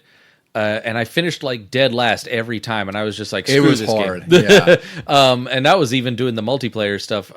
But like, I just went back to the N64 one, which I found a little bit easier. It is, yeah. And this N60, I mean, this is really just an extension of the N64 one. Like the thing is, like, I guess you could say that it didn't really do much to advance what Wave Race 64 did. Yeah. Because it's still just a racing game at its core on Ski-Doos. But I mean, the graphics, man. The graphics, the graphics looked amazing. It also levels it. Like they had a lot of variety in like the levels in there as well. Yeah. It sucks because that's the last last Wave Race game ever be released. I doubt Nintendo's ever going to do anything with it again. I would love them to. Well, I mean, they made one for Game Boy, and then we never even knew about it, and then all of a sudden they brought it for N64. So there's still hope. We'll say there's hope. Yeah, you'll give me hope, Deucy. I'll hold on to that hope. Yeah. All right, so now we'll go on to the Xbox. This is the risky console by Microsoft that everyone swore was going to fail, which, I'd say it's fair because, you thought like a PC company and whatever, they were going to release a console, and a lot of consoles had, previous to this had failed, like the 3DO and Jaguar and everything else. Granted, those weren't from like software companies. But then stuff like Saturn fails, and they're like, "Uh-oh." Yeah, uh-oh. But that was people were understandably skeptical about the Xbox before it released. This came out a couple days before the GameCube on November 15th, 2001. So 3 days before. This was already kind of after the Dreamcast was failing too, wasn't it? The Dreamcast was basically on its way out. Like they basically said we're going to stop making them. I feel like that's another reason why people were like, "You're going to release a new console, brand new." Yeah. In this economy, like PS2 was running rampant on everybody. It was like, and again, you have to figure like this was a year into the PS2, and we always talk about how significant 2001 was for games, just in general. Yeah. And PS2 had a huge share of that insane library, right? Like just with GTA 3 launched a month before the Xbox did, so they had that, and then Metal Gear Solid 2 was released in the same week as the Xbox. Oh and my the GameCube. God. Yeah, because I remember when my brother we picked up his GameCube at Kmart because no one was there for launch. We went to Target, there was a giant line. Go to Kmart, no one was there. He picked up the GameCube and he got Metal Gear Solid 2 with it because it came out in that same week. It was really nuts, and we saw Xboxes there as well. So we have a few games on our list for Xbox. I'll go through mine real quick here since we have. I think do we have the same ones here? No, we have a couple the same.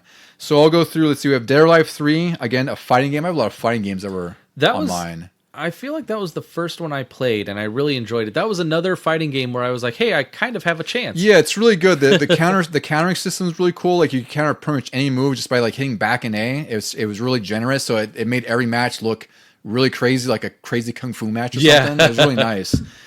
What else we had here? There was an All World Munch's Odyssey, which was a puzzle game that was a sequel to the All World PS1 games.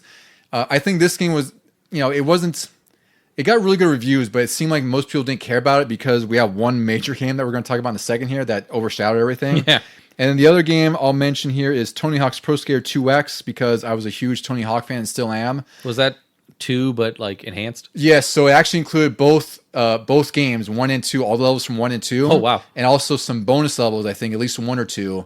And it was the full games for both, so I just, I played through all the way through. And all over again. Yeah, all over again. This is one of my favorite launch games just for that reason. And then, Deucy, you have a couple on yours as well that I also put on my list. Yep, and I'll start with the lesser-known one, Project Gotham Racing. I love this game. I so wish they would bring this back. I don't think I didn't get an Xbox at launch. It was way late into life. I was staunchly against the Xbox when it first came out. I remember PlayStation all the way.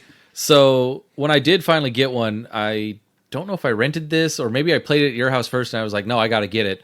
And it was just a fun racing game, sort of sim, but definitely arcadey with the kudos points and everything. Yeah, it had these sort of obstacle courses where you basically have to get the highest kudos, basically the highest combo score, and it had like these cones that you would also sort of drift through. Yeah. And if you drift through cleanly, you get a bonus, but if you knock them over, they would dock points too. So there's a little bit of a skill thing there too. It was hilarious if you totally wiped out. It was like all these cones, boom, boom, boom, boom, yeah. boom. Whoop, there goes all the points. Yeah. I really love this game because it's Bizarre Creations who made Project Gotham. They made Metropolis Street Racer, and they also made Blur and Bloodstone and Geometry Wars. Geometry Wars as well. That's right. Yeah, they did a lot of great games, and PGR was great for me because it was more on the arcade side, like you said. It wasn't so sim heavy, but it's a series that died after I think it was 2007 when 4 came out.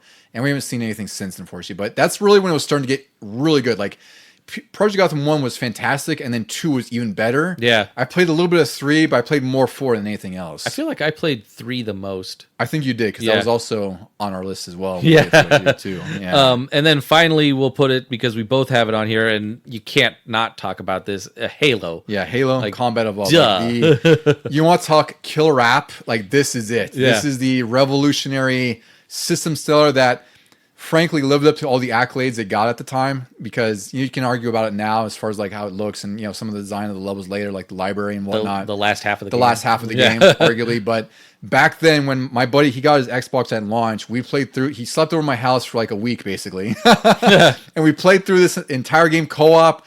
It was truly an amazing experience. It looked incredible. It was really just a different scale of things that really hadn't been done before on consoles. Like, this was kind of normal on PC in some way or another. Oh yeah. But for consoles, this was completely new. 4-player multiplayer deathmatch with all these game types.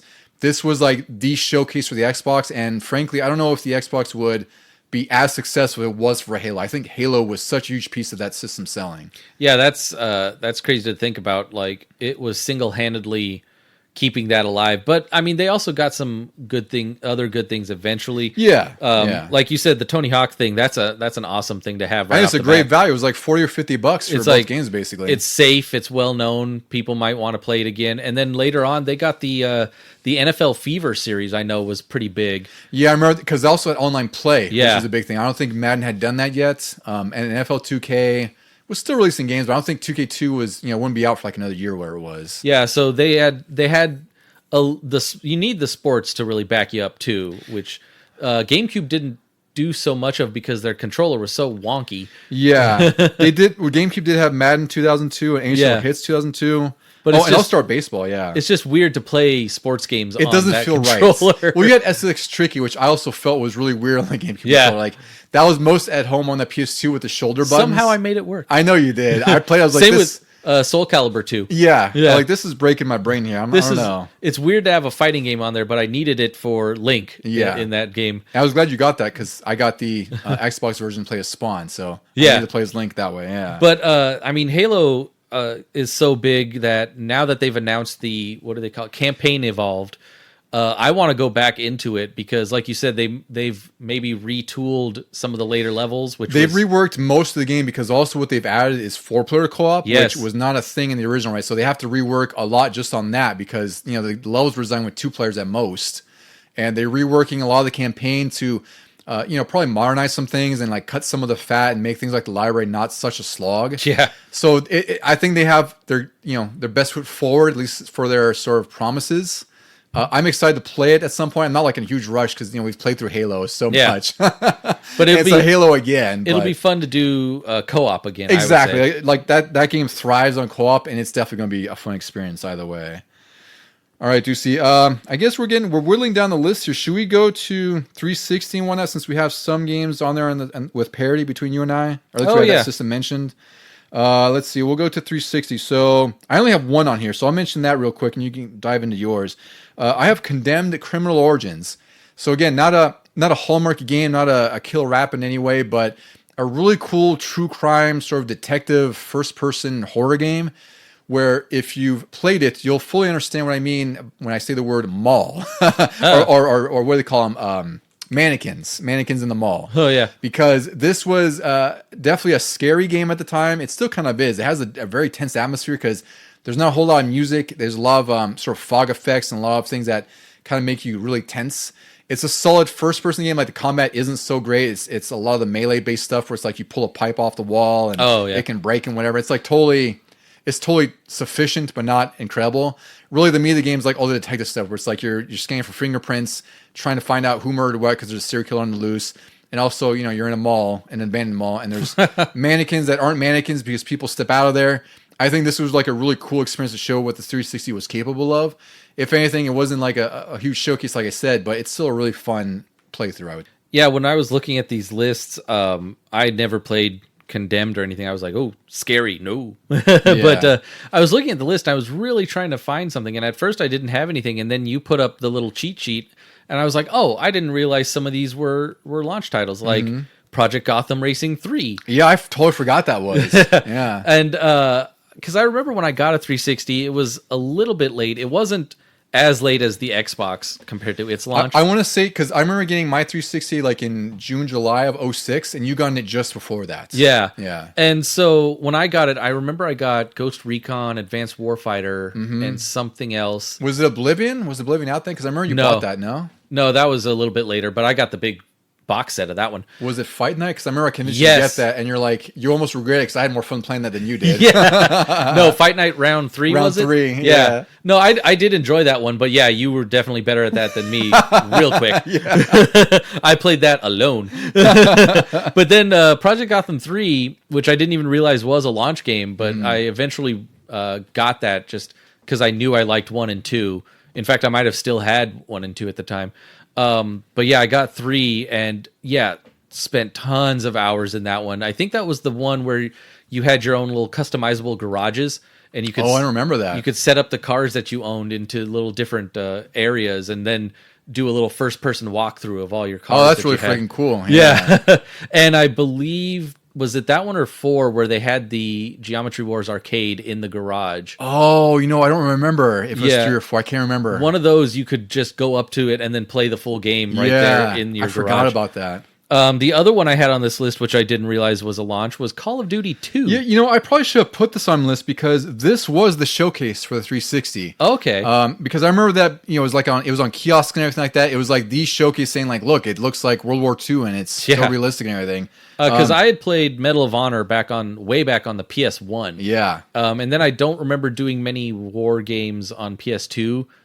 Maybe Medal of Honor Frontlines. Did you play that one? That one was really cool. But I know they were starting to fall off. Yeah. And then Call of Duty 1 was PC only, but I had heard the name. I was like, that's an interesting title. And then 2 came out, and I was like, whoa. And I played that start to finish. I finished the whole game. Was this the one that started with storming the beach? I want to say yes. Yeah. I can't fully recall. Yes. I think it was, and that was like epic. Because that's it had to have been because that's when they were showing like in like any demo they showed was like the waves crashing, like all the debris flying all over the place, you're being shot at, all the the bullet sparks and everything like that. Or what do they call them, bullet streaks or something like that? Yeah, the tracers. Excuse me, yeah. And I remember that was like the big thing. It was like the big scene that they showed to sell you on the thing. And I remember that being a huge deal at that time. I don't think we ever did. Did this have multiplayer? I don't think it ever. I can't recall because I remember playing this a little bit at your house, but I can't remember if we did any multiplayer or if it even had it. Yeah, and if it did, we probably were only doing like the split screen. Did it have co-op? I can't remember. I have to look up. Yeah, it's been so long. But I just remember playing, the single player all the way through, and this was the first time where I was like, wow, a first-person game can be pretty darn cinematic. Mm-hmm. And then Call of Duty, if nothing else, your complaints about it aside, like they do first-person cinematic really well. Oh yeah, they do, and that's always been like their trademark before multiplayer, right? Yeah, just having that kind of experience, unique war experience, so to speak. And this was a perfect sort of illustration of that, I think, because out of the 360 launch games, like I'll go through some because this was released just for fun here, November 22nd, 2005. So quickly approaching 20 years since 360 released. Yep. We were about 20 at this time, so we were, we had a little bit more disposable income, so we could kind of look at these games a little bit differently. But some of the games they had out was Amped 3, which I really love that series. There's a snowboarding series that was on Xbox. There was Cameo Elements of Power, which was supposed to be a GameCube game. Oh, yeah. You remember that? I actually like this game, but I don't love it enough to say, like, it was a great launch game. I think it's on Rare Replay now. It is. Yep. Yeah. Need for Speed Most Wanted, which is the enhanced port of Most Wanted from Xbox and PS2. I don't think I ever played either one. Really? I mean, you would have liked them. I might have played a Most Wanted at your house briefly, but I never played either I can't believe that because that's a really good game on 360. I remember I didn't want to play the Xbox version because there was the next gen, and then once I got 360, I never really played the Most Wanted. We have to seek that one out for you or something. Yeah.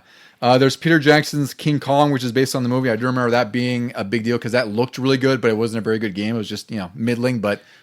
People really like it now. They go back on it with a lot of I've noticed that. Yeah, there's a lot of funness now, which I think is interesting. Because they're like, oh, look at this. No HUD. It's very cinematic. Yeah. And it was, it did look really good. There was Ridge Racer 6, Quake 4, and, a few others. But one I want to point out that was absolutely disappointing for both of us, and I don't want to put words in your mouth, Deucy. Yeah. Perfect Dark Zero. Yep. Oh, my God. Like, we were such huge Perfect Dark fans.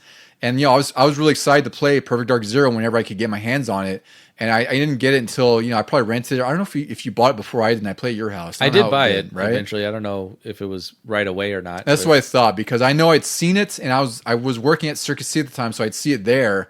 And then when I played it, I was like, oh, God, like, what did they do? Like, everything that I loved about Perfect Dark in N64 it seemed like it was just gone at this point. I don't know what the deal was. I know it felt very much like a generic first person shooter instead of a classic Rare game. Yeah, it was really unfortunate because it did look nice, but the animations weren't very good. I didn't care about the story at all. I can't even tell you what it was really about. I mean, it was her before she was perfect. Oh, see, that's right, because Zero is a prequel. I even forgot that part. Yeah. So it just sucks because that is one that we were really looking forward to, and that arguably might be one of the most disappointing ones because we had so much fun for the original game, and the sequel came out, and it was just womp womp. Yeah, I don't want to call it garbage, but it wasn't good. Yeah, it was really disappointing. All right, Deucy. So now you and I we kind of split off here. We have different sort of systems and games on here. So you've got a couple left. So I'm gonna go through. I'll go through my GBA ones real quick, and then we'll kind of finish up here. I had one of those. Oh, did you? Year two, yeah. Oh, okay, that's cool. So for Game Boy Advance, this was a system I got at launch because I think it was released around my birthday. Actually, it was, yeah. So June 11th, 2001 is when the GBA came out. I remember my buddy and I both went to Target. My mom took us there. His mom gave him money to buy GBA. And my mom got me this for my birthday. Nice. And the one game I wanted, because we'd seen previews in EGM and whatever other magazines, Castlevania Circle of the Moon. This was the system seller for the Game Boy Advance. It had a pretty robust launch sort of lineup, I would say. There's Choo Choo Rocket, which again is a port of a Dreamcast game. It's interesting that was on Game Boy Advance. Huh. Earthworm Jim, Fire Pro Wrestling, which I remember renting. Earthworm Jim was on Game Boy Advance? Yeah, I have it actually. Yeah. Was it a port of the first one? The Super Nintendo? Yeah, it's a port. It's it's fun. It's not amazing, but it's portable. I'm sure there's problems with the screen size and everything. Yeah, that's definitely an issue. It's still a decent port though. Yeah. There's Rayman Advance, Raid Rumble Boxing Round 2, Tony Hawk's Pro Skater 2, Super Dodgeball Advance, and Tony Hawk's Pro Skater 2 was on everything at launch. They were just like Tony Hawk. But the thing is, like, that game is actually really cool. It's an isometric game, and the character you play as it looks 3D, but it's like one of those 3D pixelated kind of things, almost like a Donkey Kong kind of sprite. But it was actually really fun. It was just really disorienting with the controls because you have that isometric perspective, so actually all your directions are kind of funky, and you kind of move in 4 cardinal directions. Yeah. So it was really good for what it was, but obviously it's not going to take the place of a console version. I'm not choosing that on purpose over something else. I would choose this because it was a great port and it was Tony Hawk portable, but you're not going to play that now and say I'm going to prefer this over the PS1 version or something, And the other game that I think you probably put on your list too, Deucy, is Super Mario Advance. That's the only one I really could put on there. Yeah, I figured. I only played Circle of the Moon recently when the collection started coming out to Switch and stuff. Oh, geez, I thought you had borrowed it from me at least once or something. Wow. In fact, and then after playing it, I actually like Aria of Sorrow more. Aria of Sorrow is definitely the better game. Yeah. I will say Circle of the Moon, the biggest thing about it is like, the GBA when it launched, it didn't have a backlit screen. We usually had to get worm lights. God, yeah. And this game is naturally dark because it is very much a 2D Castlevania game, and it's more traditional than the future games were. Like, this is probably one of the last traditional Castlevania games to come out. The biggest difference here, it had a card system called DSS. I forgot what it stood for. But you had 2 sets of cards, and one was like sort of a modifier, and the other thing was sort of like an enhancement of that. So you could, enchant your whip with fire, and it would also do something else. Yeah. So you had all these different combinations. I think there's like 8 cards for each row, and then you would progress through that way. So it was long before the soul system would take Aria of Sorrow. So Circle of the Moon is a great Castlevania game, but Aria of Sorrow is just way better. Like, it's much harder to recommend Circle of the Moon over that. Circle of the Moon was fun, and I think it got a little hard, and I got stuck somewhere in it, but I got stuck at the final boss. Yeah. It was not good. But it was fun when I was doing it. And then if I try to get back to it now, I don't remember where I'm at, and I don't remember what I was doing with the card system. So I gotta like restart and remember what my moves are. I'd say that one is definitely harder to get back into after you haven't in a while. Like, Aria of Sorrow less so, and even like the future Castlevania games aren't as hard to get back in your place. But Circle of the Moon it's a little bit tougher. It's also just a difficult game to begin with.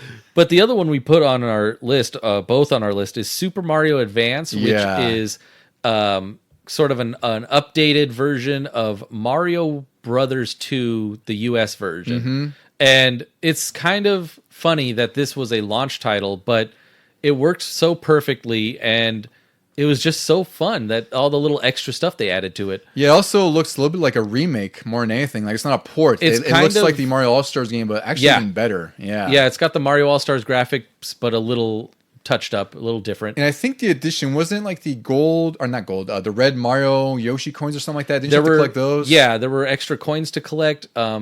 They weirdly, I think they added voice work. Oh yeah, they did that little voice clips for some of the characters. Yeah, which is kind of fun. Yeah. I think it also had the original Mario Brothers, like that multiplayer one. Oh, they all did, yeah. I believe that was on there as well. And if I recall, you might have only needed one cart with a link cable to play it, but I can't fully recall. I think so, yeah. Right, I think that was the whole gimmick of it. I don't know. I doubt that the other version or the main game had 2-player anyway, but it'd be kind of weird since you're switching off. Yeah, no, it never did, yeah. Okay, that's what I thought, yeah. But the Mario Advance, again, like, it's not a showcase in any way or a killer app or anything, but it was by then the best portable Mario you could have because it played like the NES, or I should say Super Nintendo, really. It played more like Mario All-Stars. And also just looked really fantastic on the Game Boy screen. It was really vibrant. The graphics looked really nice. It was a great starter game. This was the first... Well, no, I won't. I'll take that back. Because there was Super Mario Deluxe on the Game Boy Color, which was the original Mario Brothers finally portable. That's right. But that one was a little wonky because of the screen size and your character size. They cropped it and you were big. Yeah. Whereas this one fit perfectly on the screen, and it was finally an old Nintendo original, but portable. And it just showcased like what the Game Boy Advance could do in the future. And then they would go on to release Mario World, Yoshi's Island, and Mario 3. Yeah. All as under the Mario Advance banner. And those were just as fun and portable now. Yeah, and they were worthwhile back then because, again, like, it wasn't like now we have all these collections and like the Switch app service has a majority of these games available for subscription. But back then it was like I think it was like $30 for these games, somewhere around there. And you got a portable Mario, and it was as close as you could possibly get. Actually, even better than the NES experiences, really, or the Super Nintendo ones. And they were worthwhile. They had extras and everything, and they were great. It was just a nice little extra you could have on your GBA. All right, Deuce. So I think we have a couple more left each. So I'll pick 2 of mine. Then I'll go through, like, we'll switch off, and you can finish us off with your final game there. So I'll mention mine here. We have Killer Instinct on the Xbox One, which I'm surprised because I went a little bit more modern. I was just curious, like, I don't remember what the launch games were for, like, the PS4, PS3, and Xbox and whatnot. You didn't have an Xbox One right away. I didn't. It took me 4 years to get an Xbox One because at the time I couldn't afford both. I only had money from one, so I waited because I had to save up. I got a PS4 because they also announced that Street Fighter V was exclusive. So, like, decision made. So there's no reason for me to get an Xbox One. And I got the Xbox One because the Xbox One S was cheap at the time. And I also wanted Killer Instinct really, really bad because that was like the one big game that they had. Plus, Sunset Overdrive was out by then, and I really wanted to play that because it was Insomniac. So it had a few games that I really wanted to play, and then the price was right. So I got this, and it was initially free to play, but I bought the bundle that had like all the characters and whatnot unlocked. And by the time I got this, like, there's nothing but killers online because I love playing these online.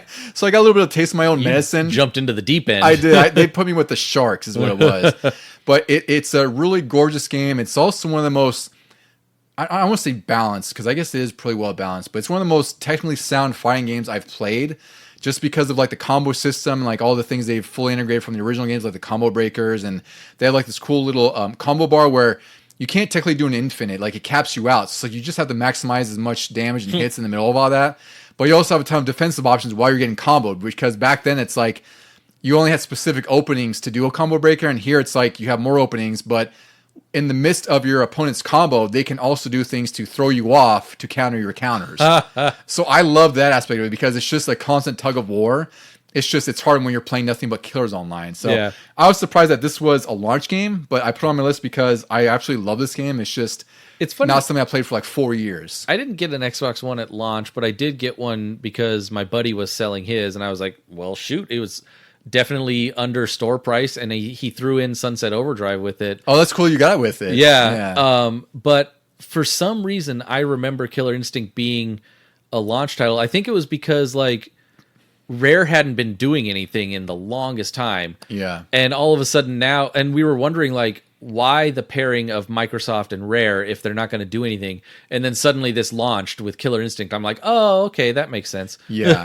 This is one game that I do wish would go to PS5, because if anything else, to get some new players playing. Yeah. get me a little bit more tuned up, because I can do okay, but sometimes you see someone that I recognize as a pro player, I'm like, oh shit. I'm like, this is not going to go well. Why are you still playing this? Oh no. Like, I'm going to try my best. But I know you're not even going to try your best and just murder me. Yeah, he's like, let me pick my worst character. Yeah, and also one thing I'll note too is the music in here is freaking phenomenal. It's Mick Gordon who did all the music for Doom and Doom Eternal, like Doom 2016. Oh, nice. So it's just this really heavy thrashy metal that's just right up my alley. Yeah. And it's all sort of twists on the original game's music in some respects. I was going to say the original game's music was already awesome. It was already incredible. Yeah. So he already had a high bar to meet, and he definitely met it. So this game, you just remix those original ones. You don't even have to make anything new, and it would have been awesome. Well, it's like even the title screen remix. I listen to that just normally. It's really great. So I really, really do love this game, and it's one of the few Xbox exclusives that I wish would still go out. I mean, it's on PC, which is great, but they're still sort of sharing the same pool as Xbox, more or less. So I just want some PS5 players in there, so we can kind of ease things into it a bit, And it's how old now that you would definitely get some newbies in there. Oh, geez, it's like 12 years old now. Yeah. 2013. When the Xbox One came out, I have it on here too. It's November 22nd, 2013. So it actually launched, was that 8 years to the day of the 360. Wow. That's pretty crazy. I didn't realize that. Yeah. But yeah, Killer Instinct, phenomenal launch game in my eyes. All right, Deucy, you're next one, because we got you got two of yours, so we'll flip flop, and you'll be finishing us off here in a moment. Mine's sort of a recap on this next one. It's another handheld, the original DS, not 3DS, and it's just Mario 64 DS, which was, we already talked about Mario 64, and now again, this is a game that's portable, that we didn't have available to us portable. Yeah. But they did so much more to this one. I mean, you could play as Yoshi, Luigi, and Wario. That was like the coolest thing about it. And they even added stars, and they added these other little bonus mini games, and they added levels that pertained to Luigi, Yoshi, and Wario. And it's funny, they split up the caps, because Mario had the wing, the metal, and the vanishing. So now it was like Wario got metal, Luigi got vanishing, and Mario could still fly. Oh, I didn't even know they had switched it up like that. Yeah. Wow. And I just spent a ton of time. It's pretty difficult to play because the DS doesn't have a stick.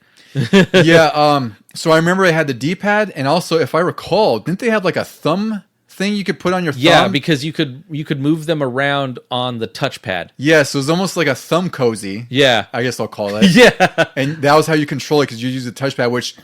I didn't get a DS for, I think, a solid year, because I got it again with Castlevania Dawn of Sorrow. I bought the game without the system, and then right after I bought it, the guy at EB was like, "Hey, just buy the system." And I was like, oh, "All right, like I probably shouldn't spend the money, but I did."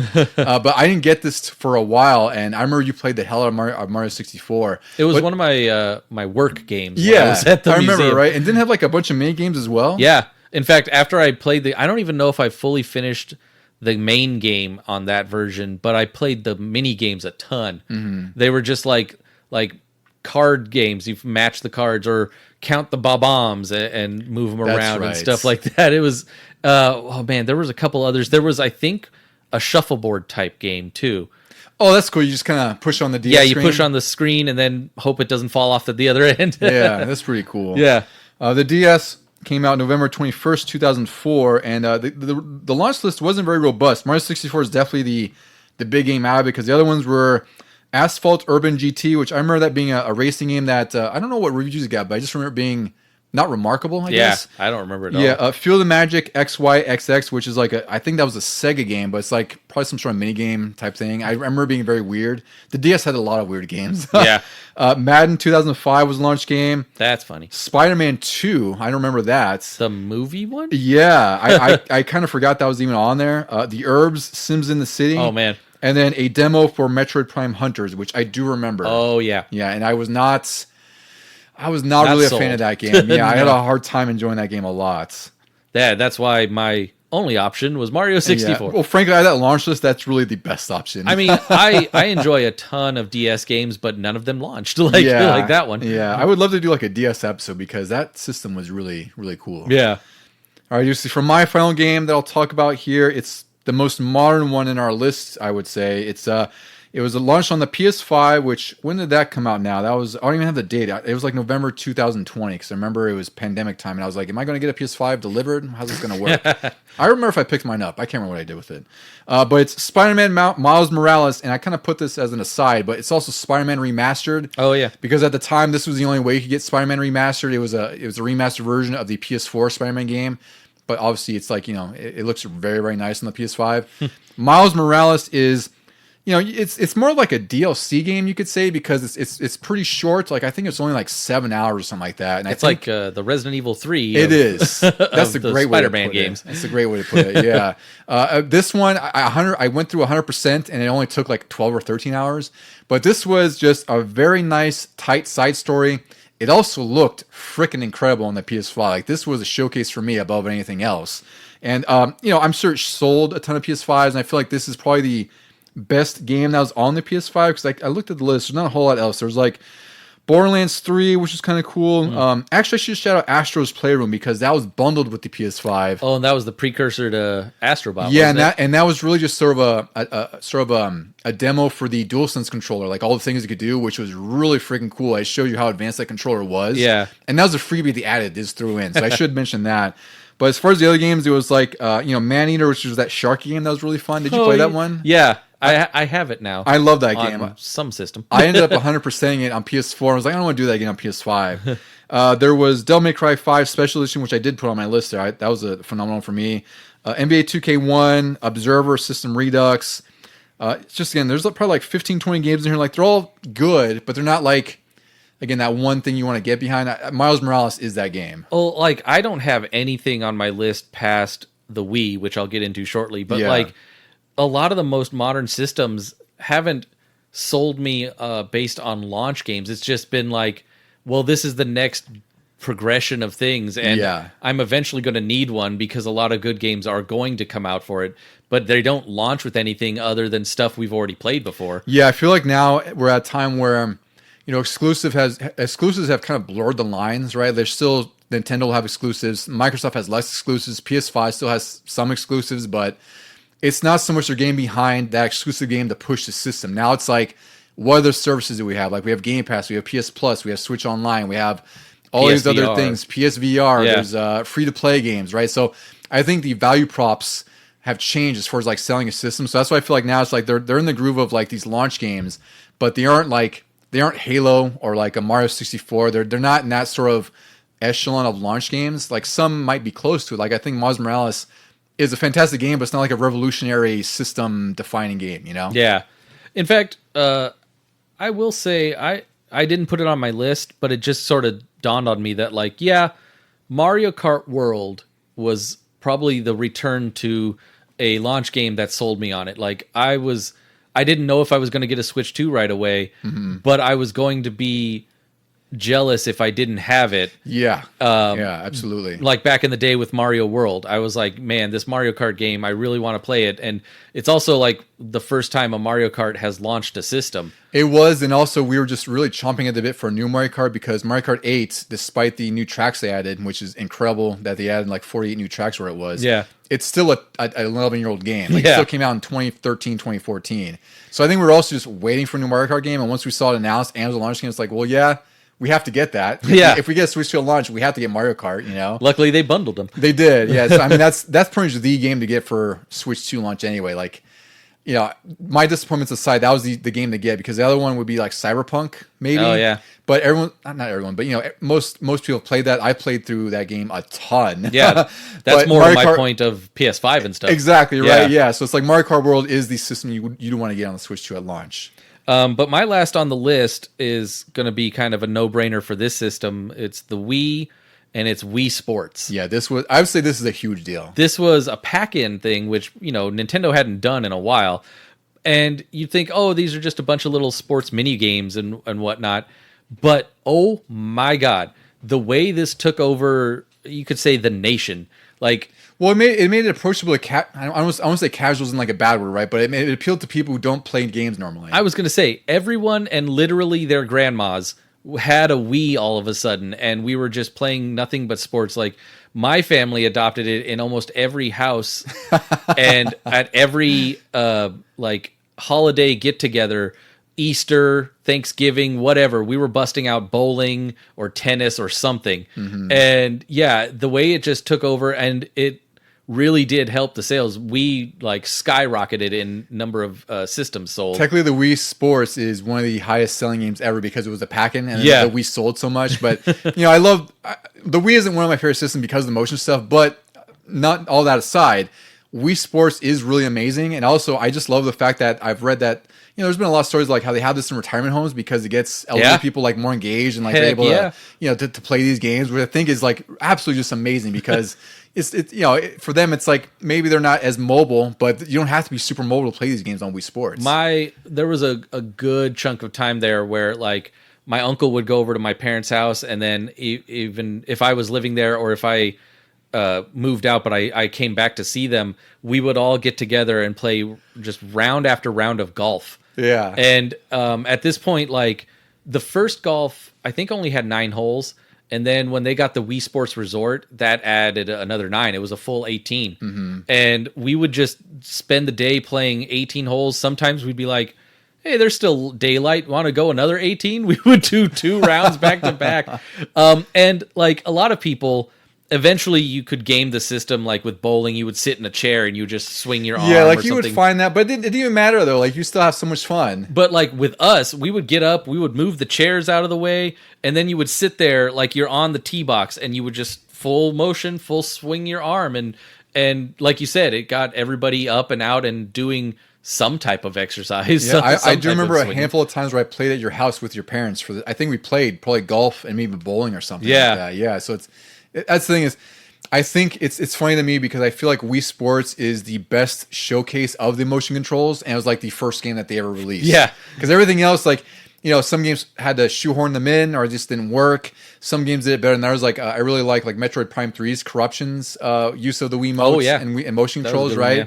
But Wii Sports is like the best way to play the Wii. I think it's just the best showcase for how the motion controls work.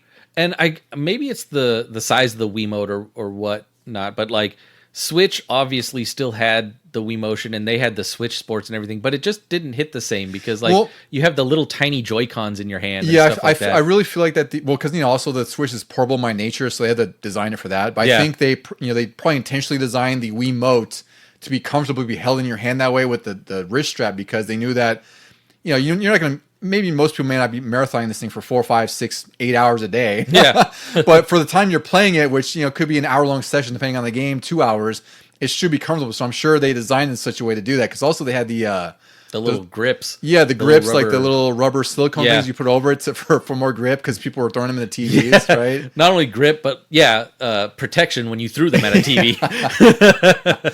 It's funny thing that was also a phenomenon for a little bit there. All the stores coming out. Make sure your Wii condom is on. Yeah, your Wii prophylactic, your Wii lactic. That's great.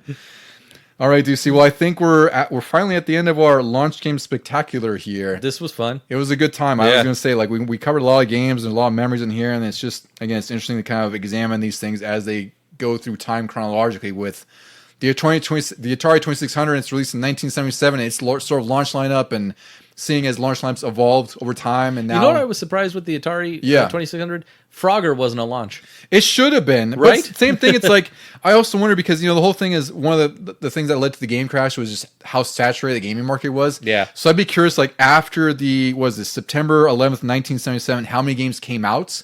And where like Frogger, Pac-Man, all those games fell in because, if the industry kind of crashed around 83, that's 6 years of games.